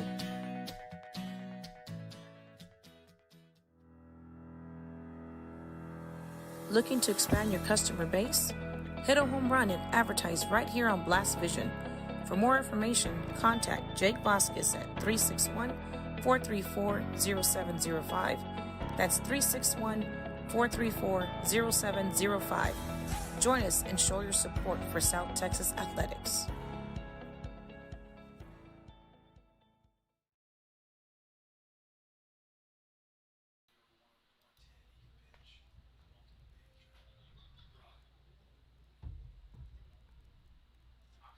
Welcome back to the Staples Street Meat Market broadcast booth.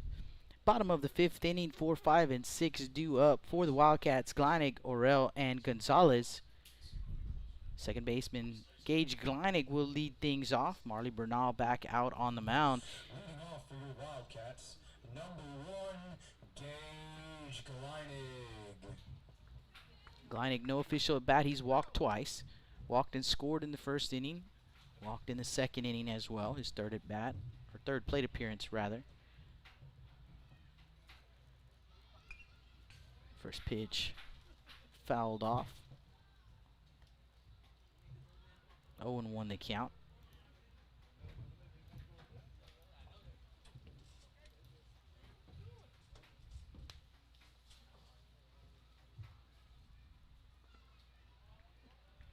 In the dirt, 1-1.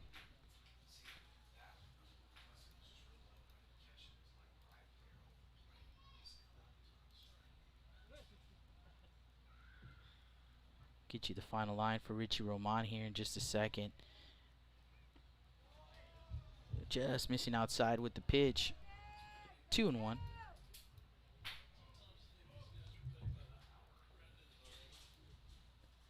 So for Richie Roman, 1 2/3 innings pitched.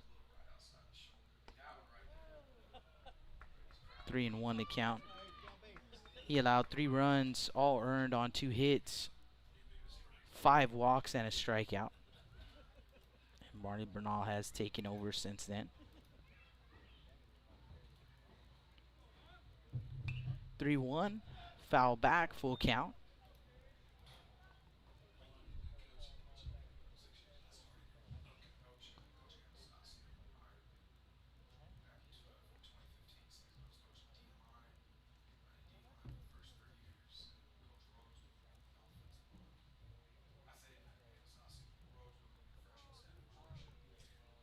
So full count on Gleinig. Bernal peering in for the sign, shakes it off, got one he likes. And he misses up. Leadoff walk.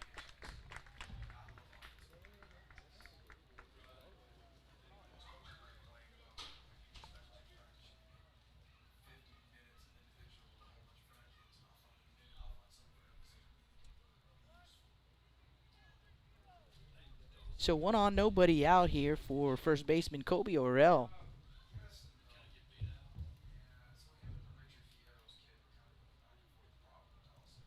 Kobe be 1 for 2. Singled in the first, struck out in the second. And the first pitch from Bernal is going to miss outside. 1-0.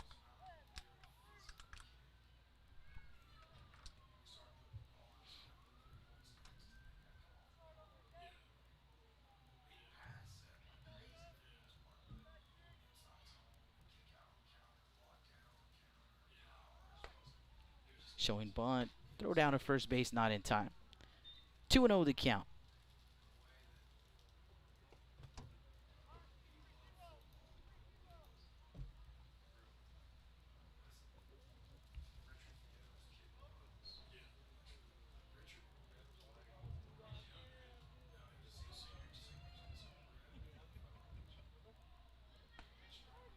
There's a strike. 2-1.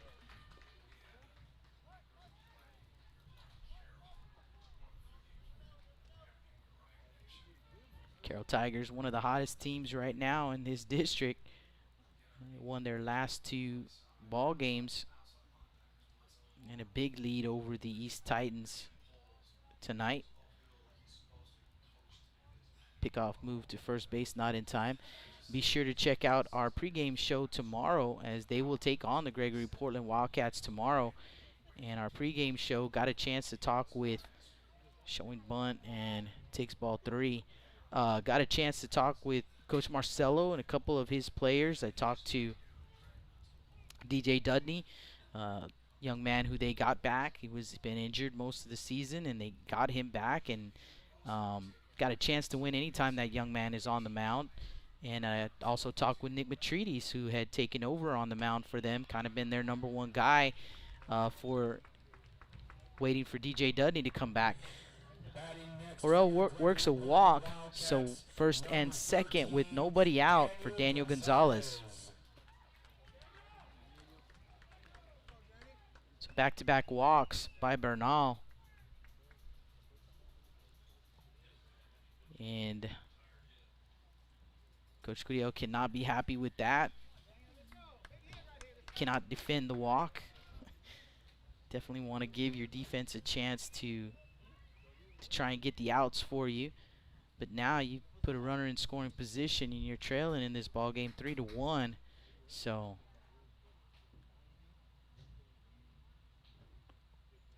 the Trojans hoping the young man can settle in. But like I said, in our pregame show, we'll hear from the Gregory-Portland Wildcats once again. We'll hear from Coach Jonesy, and it looks like going to have a pinch hitter. So they're going to pinch hit for Gonzalez. Let's see who that is, if I can get a number here. 12. So Christian Mayer will come in to hit his first at bat. Substitution in the lineup, number 12, Christian Mayer for the Gregory-Portland Wildcats, batting now. So Christian Mayer will come in to hit with first and second, nobody out. And Coach Marcelo talking, about the fact that the Carroll Tigers, feel like, hey, man, we still have a chance. I mean, for a while, it looked pretty gloom. They were 0-6 in district play, got a couple of wins, but also what happened in that same time span was, a couple of teams lost some games. They ended up in a 4-way tie at the bottom of the standings, and they were tied with both East West and the King Mustangs, all at 2-6. And so the Mustangs kind of riding that momentum here into the first half, and up big over East, and definitely feel like they've still got a chance to get back into this thing. And Just a reminder, ladies and gentlemen, that your game I'm not going to tell them they don't, because they certainly do, especially if they continue to play great ball. And like I said, a chance to win a ball game anytime DJ Dudney's on the mound. But more importantly, and what I got to talk to Coach Marcelo about, was the fact that having Dudney back, not only does it give them a chance to win, but it has changed their mentality, their confidence level. They're just a really different ball club right now, the Carroll Tigers, and so look out. Look out. 10 runs. I think I saw that they scored 8 runs in the first inning of that ball game. So those guys and Coach Marcello, if you know anything about Coach Marcello, he's probably super pumped up and just fired up. Infield in for Moody. In fact, Signs almost like halfway or more than halfway to the plate. The first baseman, Nomar Signs. Mayer showing bunt. So Signs will just stay put. Kind of like a softball position, but on the first base side. Again, showing bunt and slash foul.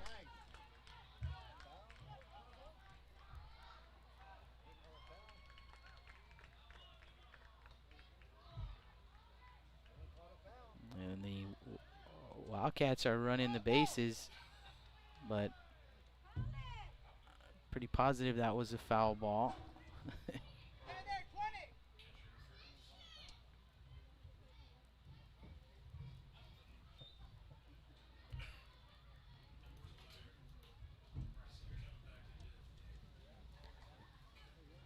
So the runners will go back to first and second. A foul ball by Mayer. Showing bunt, and he slashes.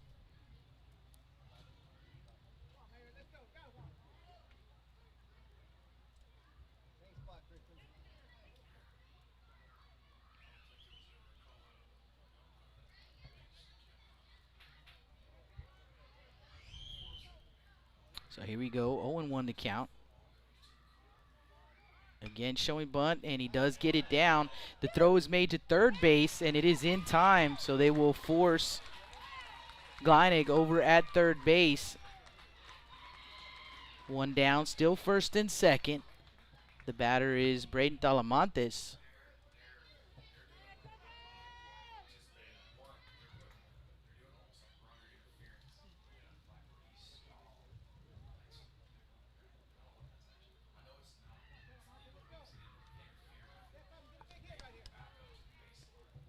So the corners are in for Moody. Middle infielders back in double play depth. Talamantes digs in. Here comes the first pitch. There's a strike, 0-1.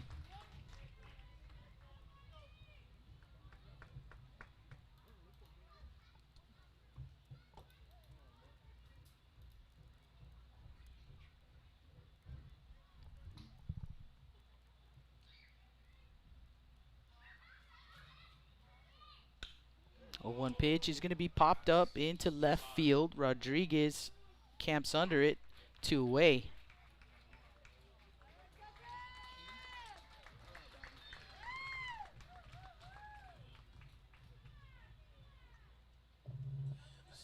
So 2 down for the right fielder, Andrew Valles. And another pinch hitter, so Spencer will come in to pinch hit. So Robbie Spencer to the plate.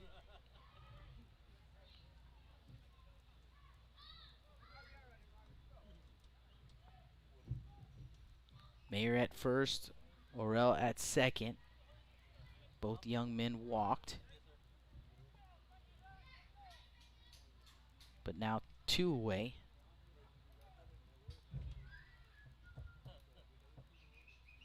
Spencer at the plate. Here comes the first pitch. There's a strike, 0-1.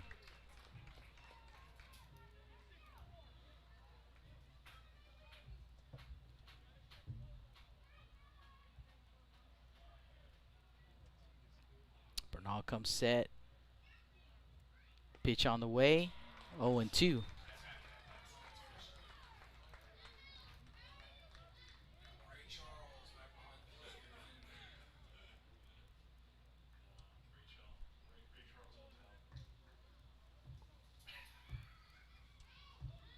Oh, 2 pitch in the dirt. 1-2. Great job right there by Ramos.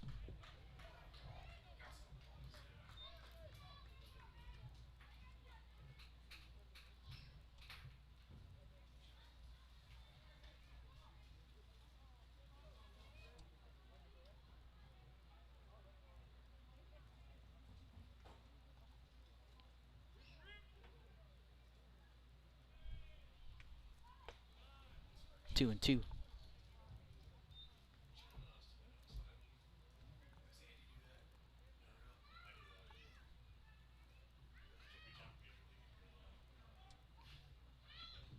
2 balls, 2 strikes, 2 outs here in the bottom of the 5th. Runners at first and second. Bernal with a quick peek over to second base. Comes with the pitch. Fouled straight back. We'll do it again at 2-2.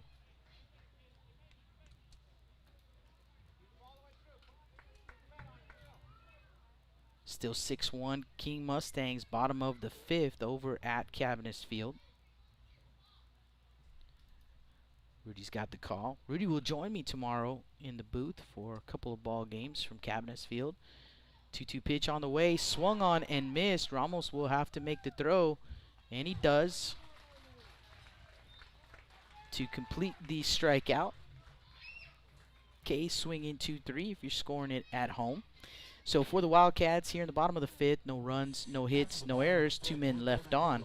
Perales, Everett, and Signs due up after 5 innings of play, 3-1 Wildcats. Blast Vision live from Portland, Texas.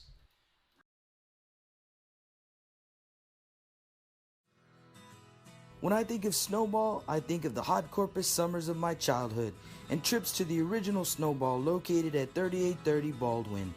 And now, Snowball 2 has taken that Corpus Christi staple to the south side. Located at 7114 Saratoga, they're your one-stop shop for your favorite snacks. Frito pies, hot Cheetos and cheese, hot dogs, pickles, candy apples, and ice cream. And of course, those amazing snowballs you remember from back when you were a kid.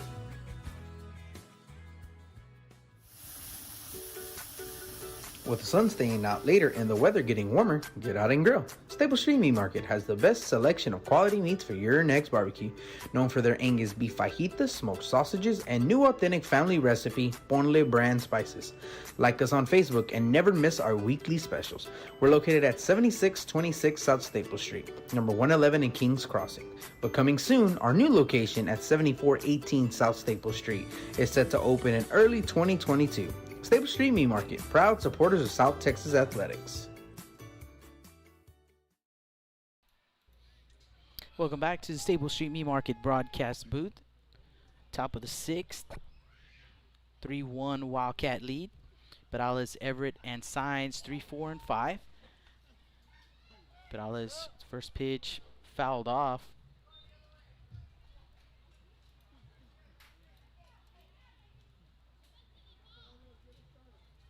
James is 0 for 2 in the ball game. And ground out and a pop out. 7-1 Mustangs. They've scored again, so 7-1 over the Veterans Memorial Eagles. 0-1 pitch in there for a strike. 0-2.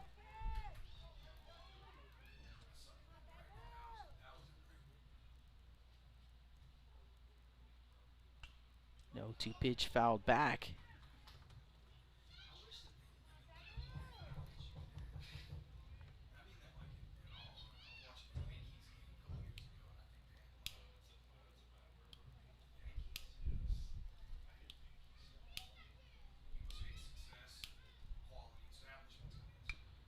Oh, 2 pitch fouled off. Once again, we'll do it again at 0-2.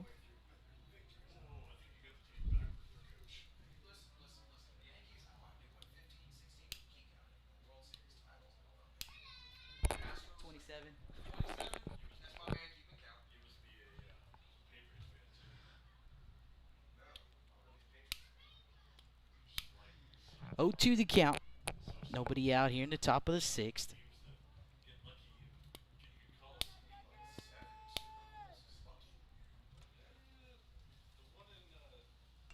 Oh, 2 pitch fouled off again. Perales staying alive here.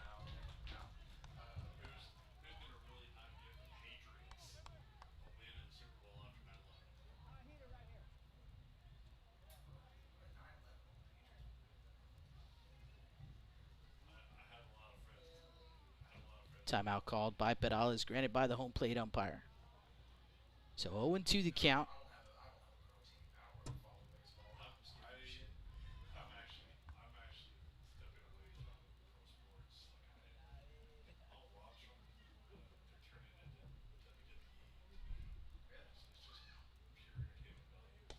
Up and in, 1-2.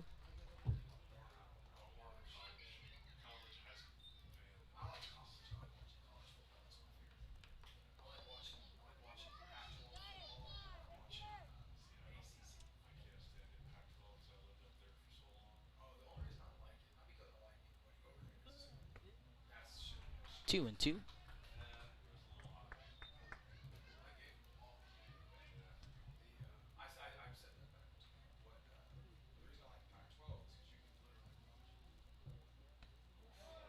Full count from 0-2 to 3-2. Pretty good at bat here by Perales.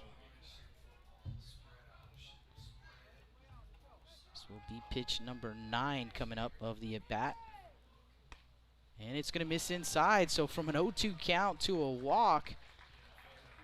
Leadoff walk. So Perales at first base for Jonathan Everett.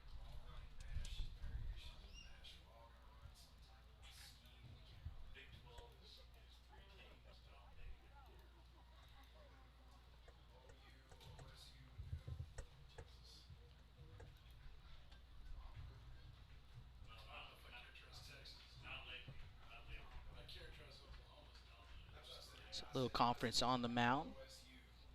Yannick Orel and Lott. John Everett to the plate. And Everett is 1 for 2. Singled in the second. Grounded into a double play in the third. Perales, the runner at first base. Lays down a bunt. Third base line. And they're going to let it go foul. And again, the Wildcats know their field. Seen them pretty much every visit I've made out here working on bunts. So, pretty good idea of how the baseball bounces. They let it go foul, and it's an 0-1 count on Everett.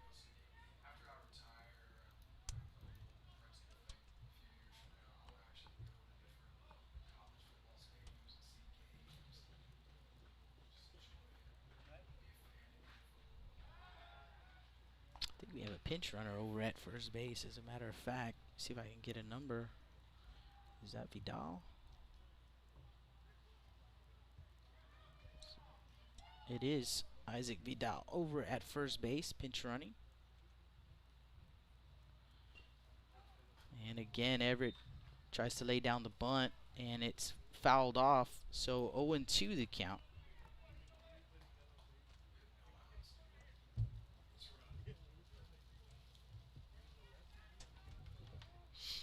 So 0-2 count on Everett. Vidal, the runner, over at first base. Perales, who reached on a walk.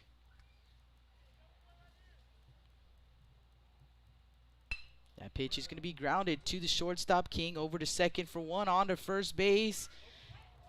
And it gets away from Orel over there at first. So they'll force Vidal at second, 1 away. Next batter will be Nomar Signs. Next up for the Moody Trojans, number 20, Nomar Signs.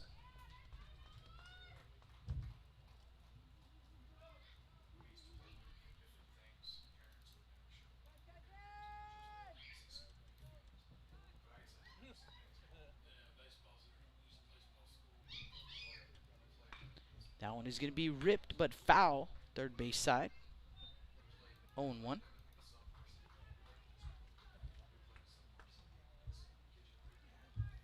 Nomar 1 for 2 in the ball game.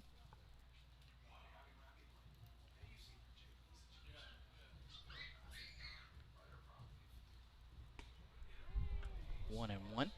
Reached on a fielder's choice, came around to score, singled in his last at bat. That was in the second and the fourth.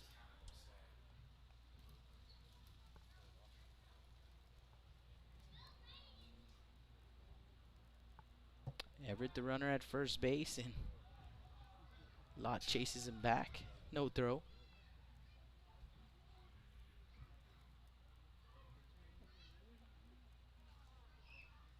Everett, not a big lead, but looks like Signs called timeout there.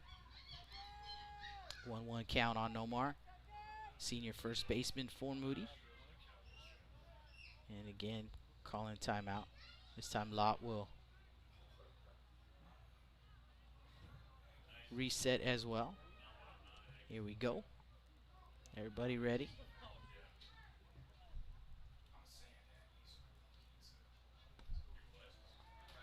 Outside with the 1-1 pitch. So 2-1 the count.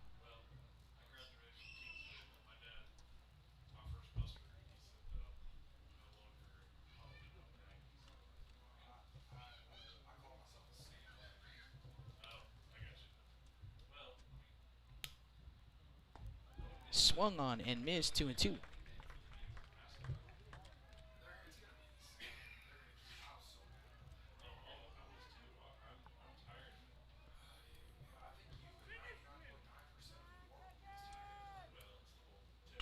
Two-two pitch, and that one's going to be driven out to center field and gets past Talamantes all the way to the fence. And Everett, they're going to wave Everett. The throw is to second base, so Everett will score. And it's 3-2 Wildcats. RBI single, or RBI double rather, for Nomar Signs. So Signs at second base. It's going to bring Aiden Gonzalez to the plate for the Moody Trojans.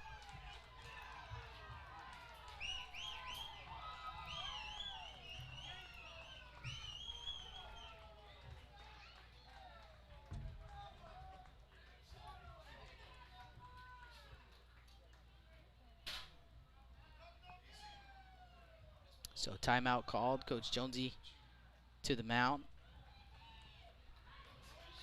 We've got Malachi Lott at 88 pitches. The pitch count limit is 110. So still well within the limit there by 12 pitches. Their formula is usually to go to the catcher, Walker Yannick, to close things out. That was the formula the first time around against Moody. It's the same formula I've seen them use a couple of times. And it's probably what they're going to do here, as you see Yannick heading to the dugout. So this may be it for Malachi Lott. Easton Dow will probably catch. That's been the formula. He'll come in to catch for Yannick. So we'll take a quick break. When we come back, we'll get you the for sures on that. That's pretty much, we're pretty sure that's what's going to happen, but we'll let you know for sure when we come back. Blast Vision Live from Portland, Texas.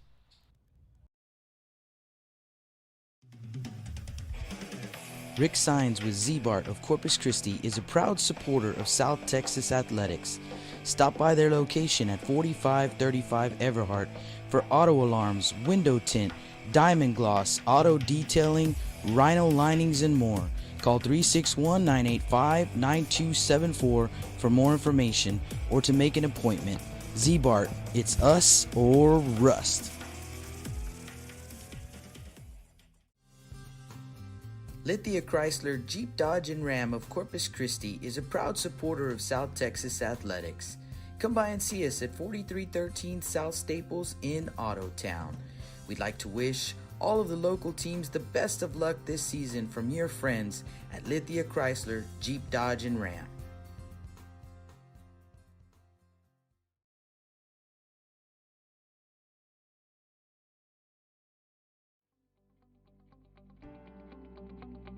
.361hsblast.com, your newest source for Coastal Bend 5A baseball and football news.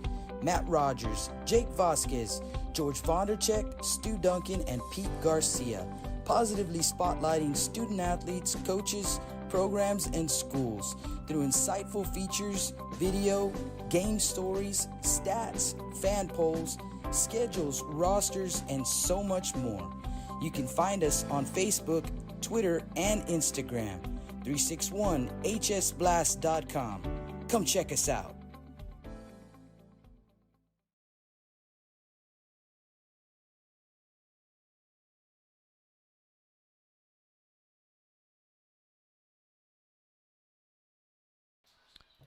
Welcome back to the Staples Street Meat Market broadcast booth. So a bunch of defensive changes here for the Wildcats. First, let's get you what I know for sure is Walker Yannick is on the mound, so he will not be catching, and in to catch is going to be Easton Dowell. So we have a new third baseman, and I believe the new third baseman is going to be number 9, Noah Turner. So I believe we've got Turner at third base. Malachi Lott will stay in the ball game. He'll play center, and I believe Talamantes will move over to right. So I think that covers everybody. So our new outfield is left to right, Carter, Lott, and Talamantes. Orel stays at first, Gleinig at second, King at short, Turner, the new third baseman, Yannick on the mound, and Dow behind the dish. At the plate for Moody, Aiden Gonzalez. Nomar Signs at second base. One down here in the top of the sixth. 3-2 Wildcat lead. Yannick, he can throw it. We'll get you some numbers on him at the mound. On the mound, rather. 0.81 ERA in 7 appearances. No wins, no losses. He has thrown 8 2/3 innings pitched. He's only allowed 1 run on 2 hits, 3 walks, and 14 strikeouts for the senior right-hander, Walker Yannick. He'll face Aiden Gonzalez. Gonzalez is 1 for 2 in the ball game, doubled in the second, struck out in the fourth, 1 for 2.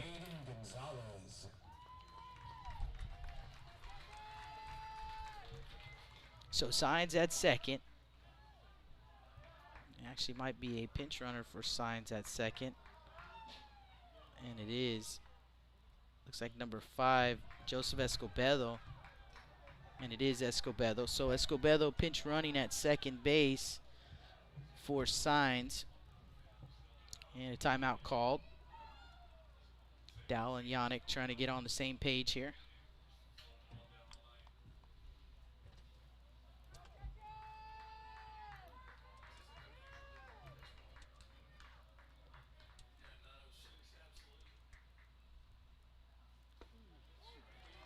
Starts him off with a strike.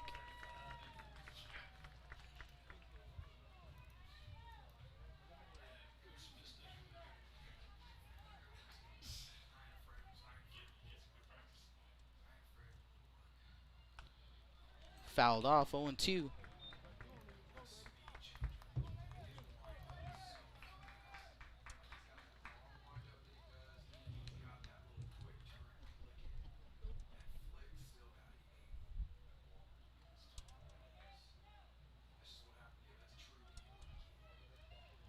Got the assist on the outfield, and we were correct there.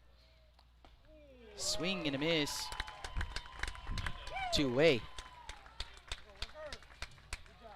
So Josh Gonzalez to the plate, 2 down here in the top of the 6th. Thank you on the assist from our QA listening in. Better eyes than I do, that's for sure.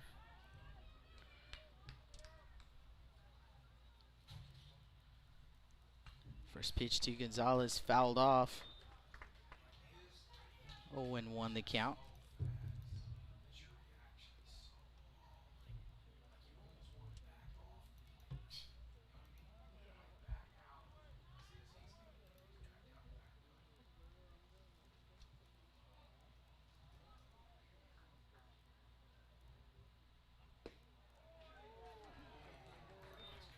One and one.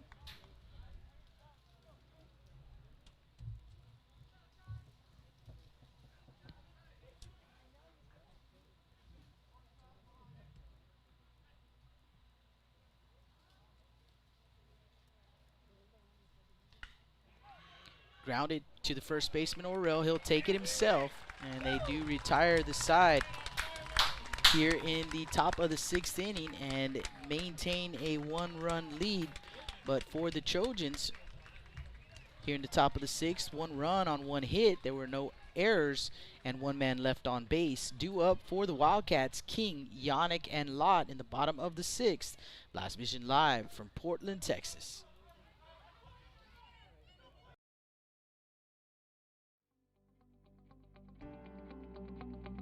.361hsblast.com, your newest source for Coastal Bend 5A baseball and football news.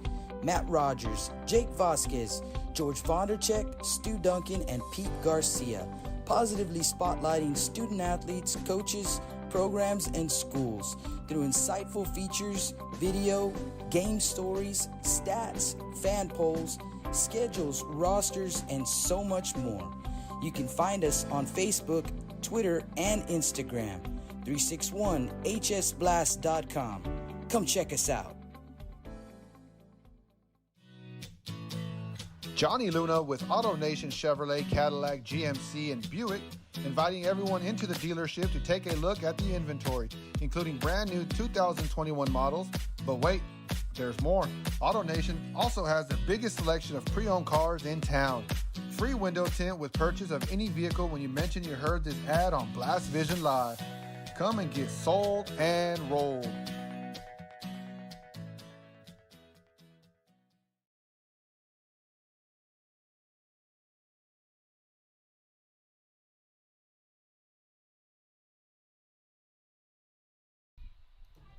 Welcome back to the Stable Street Meat Market broadcast booth. New pitcher for the Moody Trojans. And it looks like number 15, Christian Rodriguez. So Rodriguez will come in to throw for Moody.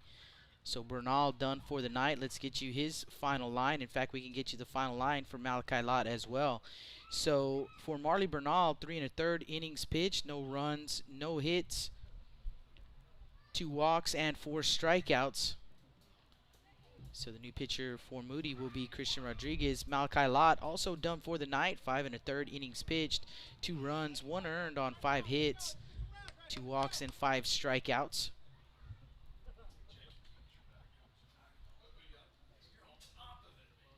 Nine, 1, and 2 is how they'll send them up here in the bottom of the 6th. King, Yannick, and Lott. So Jackie King, the shortstop, will lead things off. King, the 9-hole hitter, 0 for 2. Pop up on the left side in the first inning. Strikeout looking in the 3rd.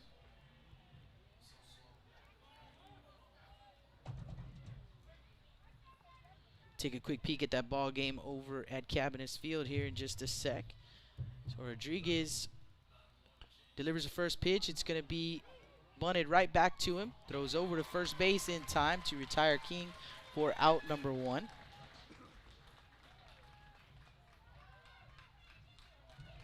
So Rodriguez does a good job, comes in right away, has to field his position, and does a real good job, makes a good strong throw as King can run and gets out number 1. Back to the top of the Wildcat order, Walker Yannick to the plate. And Walker is 1 for 3. Singled and scored in the first, flew out in the second, struck out in the 4th. Swing and a miss. First offering from Rodriguez.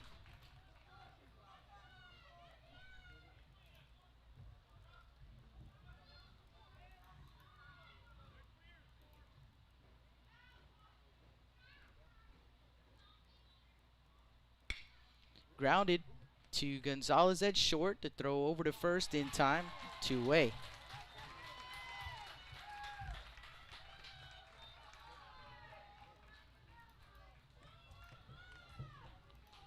So 2 down. Malachi Lott to the plate. Malachi Lott.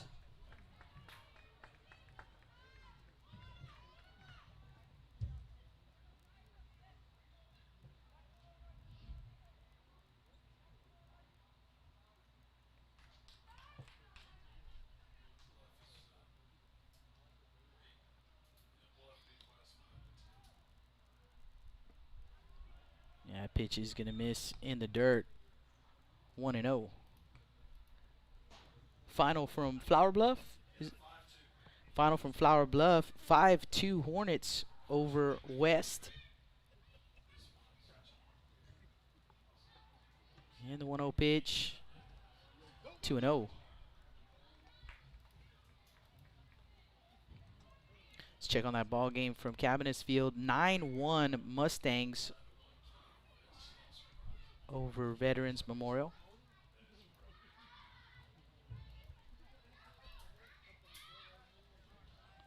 Two-0 pitch outside. 3-0.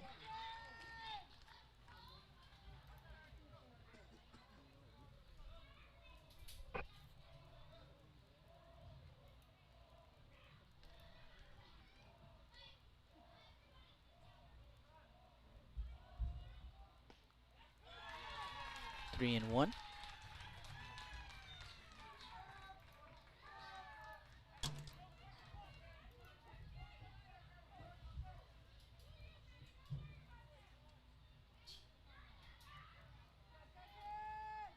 From the windup, 3-1 pitch Swing and a miss, 3-2.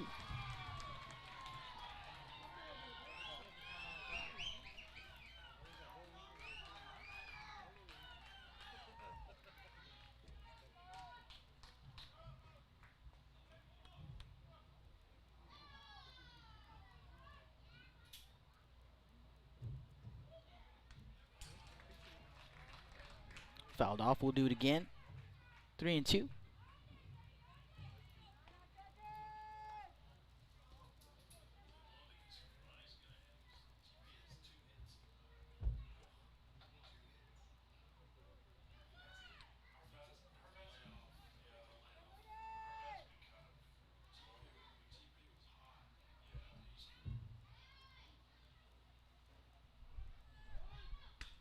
Three-two pitch, driven into center field, going back at Hernandez. It's over his head, off the wall. On his way to second base is Lott.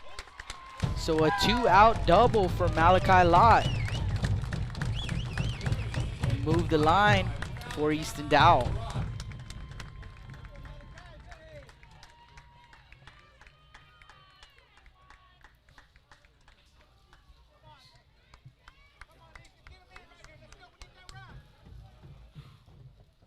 Batting up next for your Wildcats, number 5, Easton Dowell.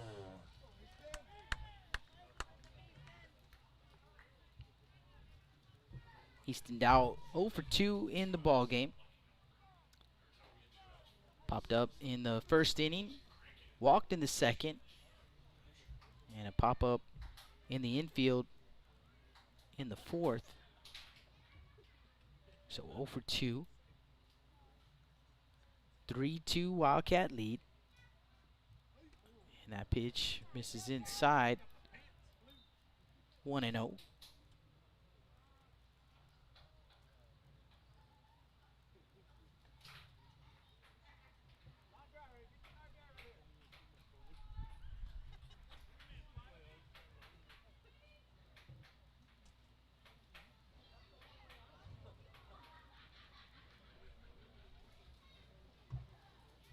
Rodriguez comes set.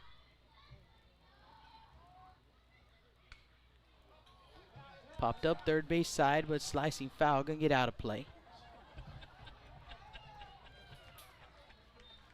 1-1.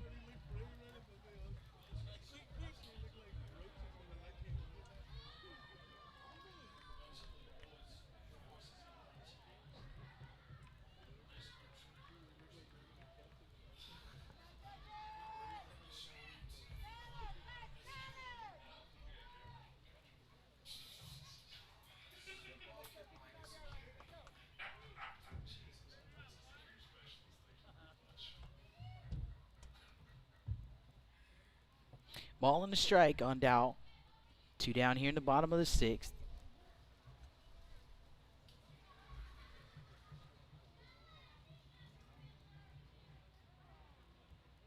Dowell going to call timeout. Rodriguez delivers the pitch anyway. No pitch.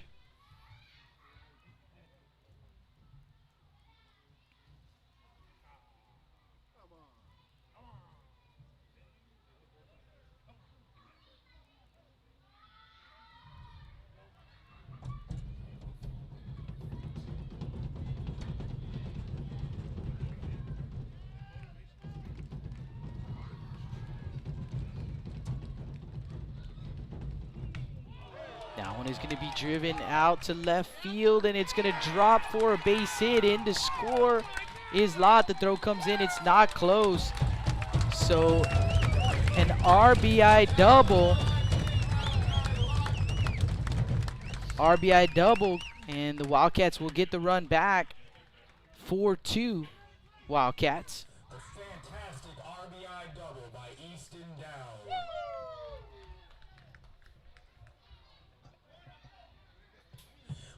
Up to bat for your Wildcats, number 1, Gage Gleinig. So Gage Gleinig to the plate.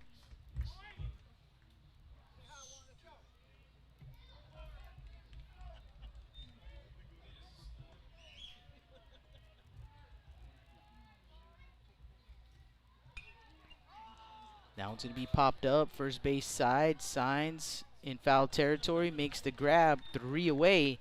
But the Wildcats, they score 1 run on 2 hits. There were no errors and 1 man left on. We head to the top of the 7th inning, and the Trojans trailing 4-2. Blast Vision live from Portland, Texas.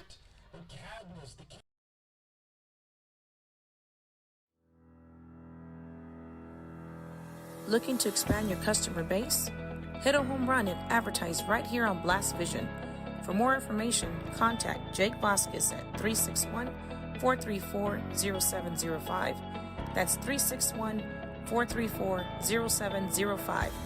Join us and show your support for South Texas athletics.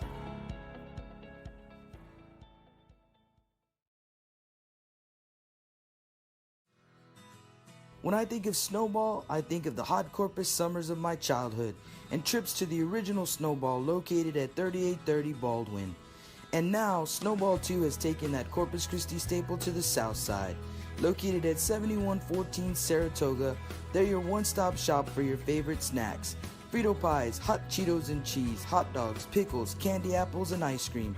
And of course, those amazing snowballs you remember from back when you were a kid.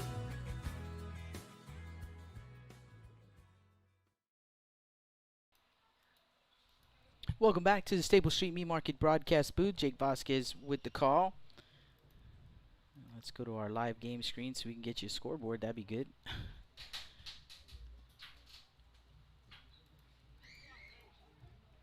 And our score here in the top of the 7th inning, last chance for the Moody Trojans. They trail 4-2. They'll send up 9, 1, and 2. Hernandez, Ramos, and Hernandez. That's how they're scheduled to come up. So AJ Hernandez, Jordan Ramos, and Derek Hernandez at the top of the order. We'll see what Coach Curiel opts to do.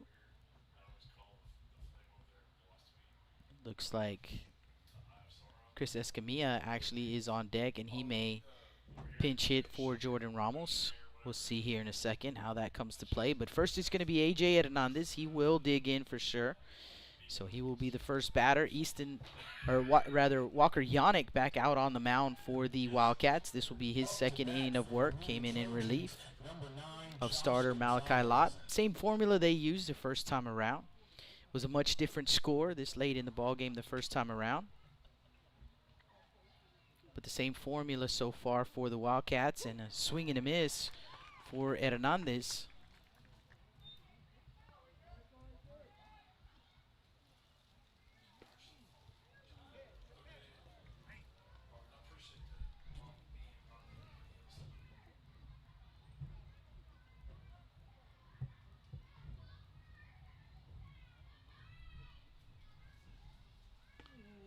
Swing and a miss, 0-2. In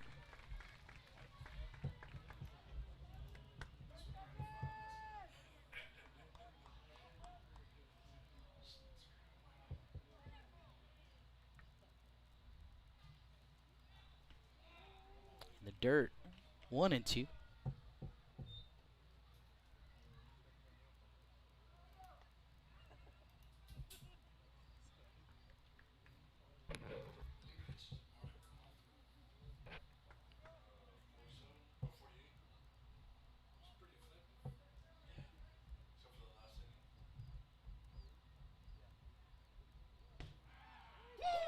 In there, called strike 3, 1 away.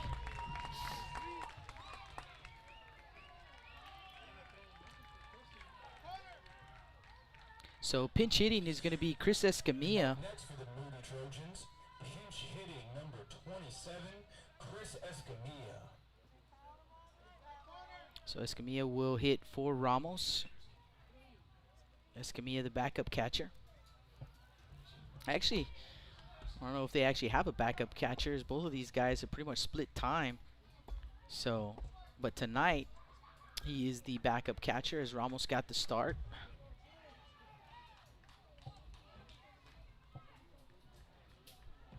Escamilla, a junior.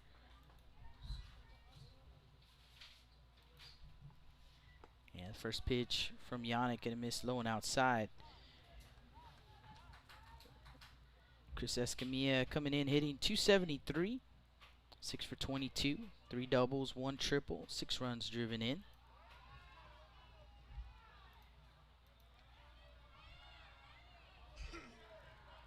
Coach Jonesy having a conversation with the home plate umpire.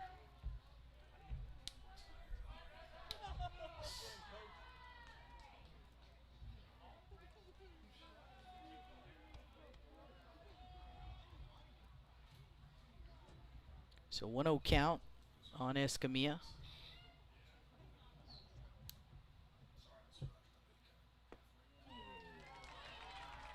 In there for a strike, 1-1.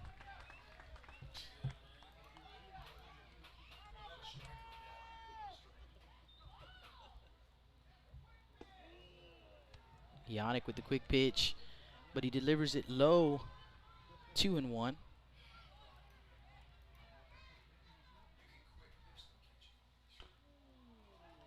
And that one's going to be fouled off, 2-2.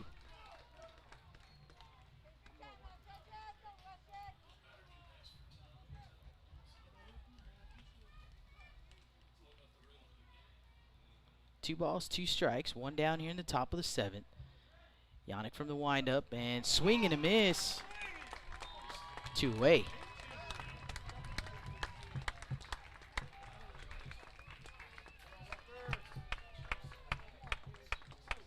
So Trojans down to their last out, trailing 4-2. Top of the order, Derek Hernandez to the plate. Derek 1 for 3 in the ball game.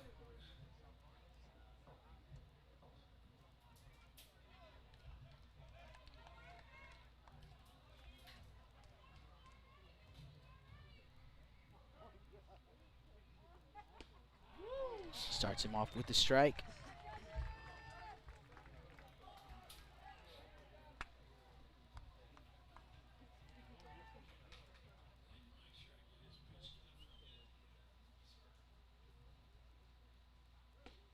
Swing and a miss, 0-2.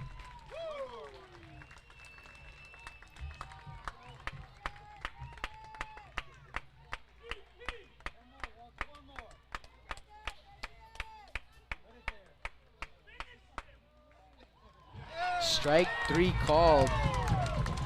And Hernandez will go down looking.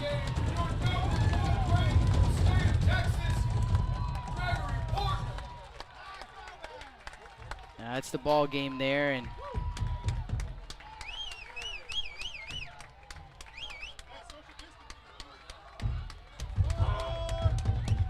let's get you some final totals for this ball game.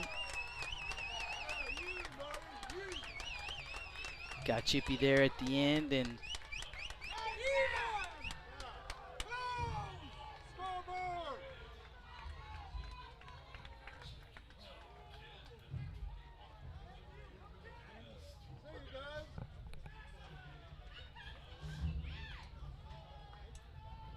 that's going to be it for this ball game. And let's go ahead and shut the crowd mic off for a little while here.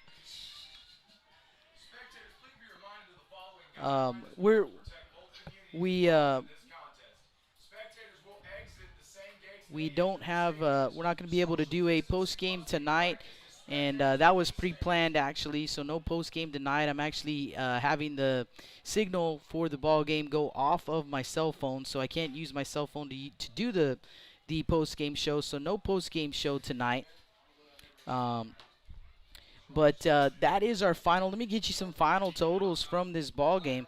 You guys hang tight. Get those for you here. For the Moody Trojans, 2 runs on 5 hits. They committed 1 error. For the Wildcats, 4 runs on 4 hits. They committed 3 errors. Our final 4-2 Gregory-Portland. And the win goes to Malachi Lott. Let me get back to that screen here. Let me give you some totals here. Malachi Lott, 5 1/3 innings pitched. He allowed 2 runs, 1 earned on 5 hits, 2 walks, and 5 strikeouts. And the loss goes to Richie Roman, an inning and 2/3 pitched. He allowed 3 runs, all earned on 2 hits, 5 walks, and 1 strikeout. So that those are your final totals for the Wildcats. They are now 23-0-1, 9-0 in district play, and the Moody Trojans, they dropped to 15-8, 4-5 in district play. Let's check real quick. Ball game over from Cabinets Field, and the King Mustangs get the win over Veterans Memorial. 9-2 was the final in that one. And yeah, this district just gets crazier and crazier with the King Mustangs. With that win over Veterans Memorial, certainly getting themselves back in the mix. The Carroll Tigers back in the mix as well, getting what we would imagine would be a win over the East Titans. I don't have a final from that one, but Frank Cepeda chipping right in there, telling me it's 11-4 Carroll in the top of the 6th inning. So, like I said, Carroll Tigers, man, they are the hottest club right now, and they will face these Gregory-Portland Wildcats tomorrow. I imagine they'll see Robbie Spencer, but we'll see how the Wildcats end up doing that. They've got another big ball game due the Wildcats on Tuesday here at home against the Veterans Memorial Eagles. So the Eagles going to be looking for a win. What a crazy district this is, 29-5A.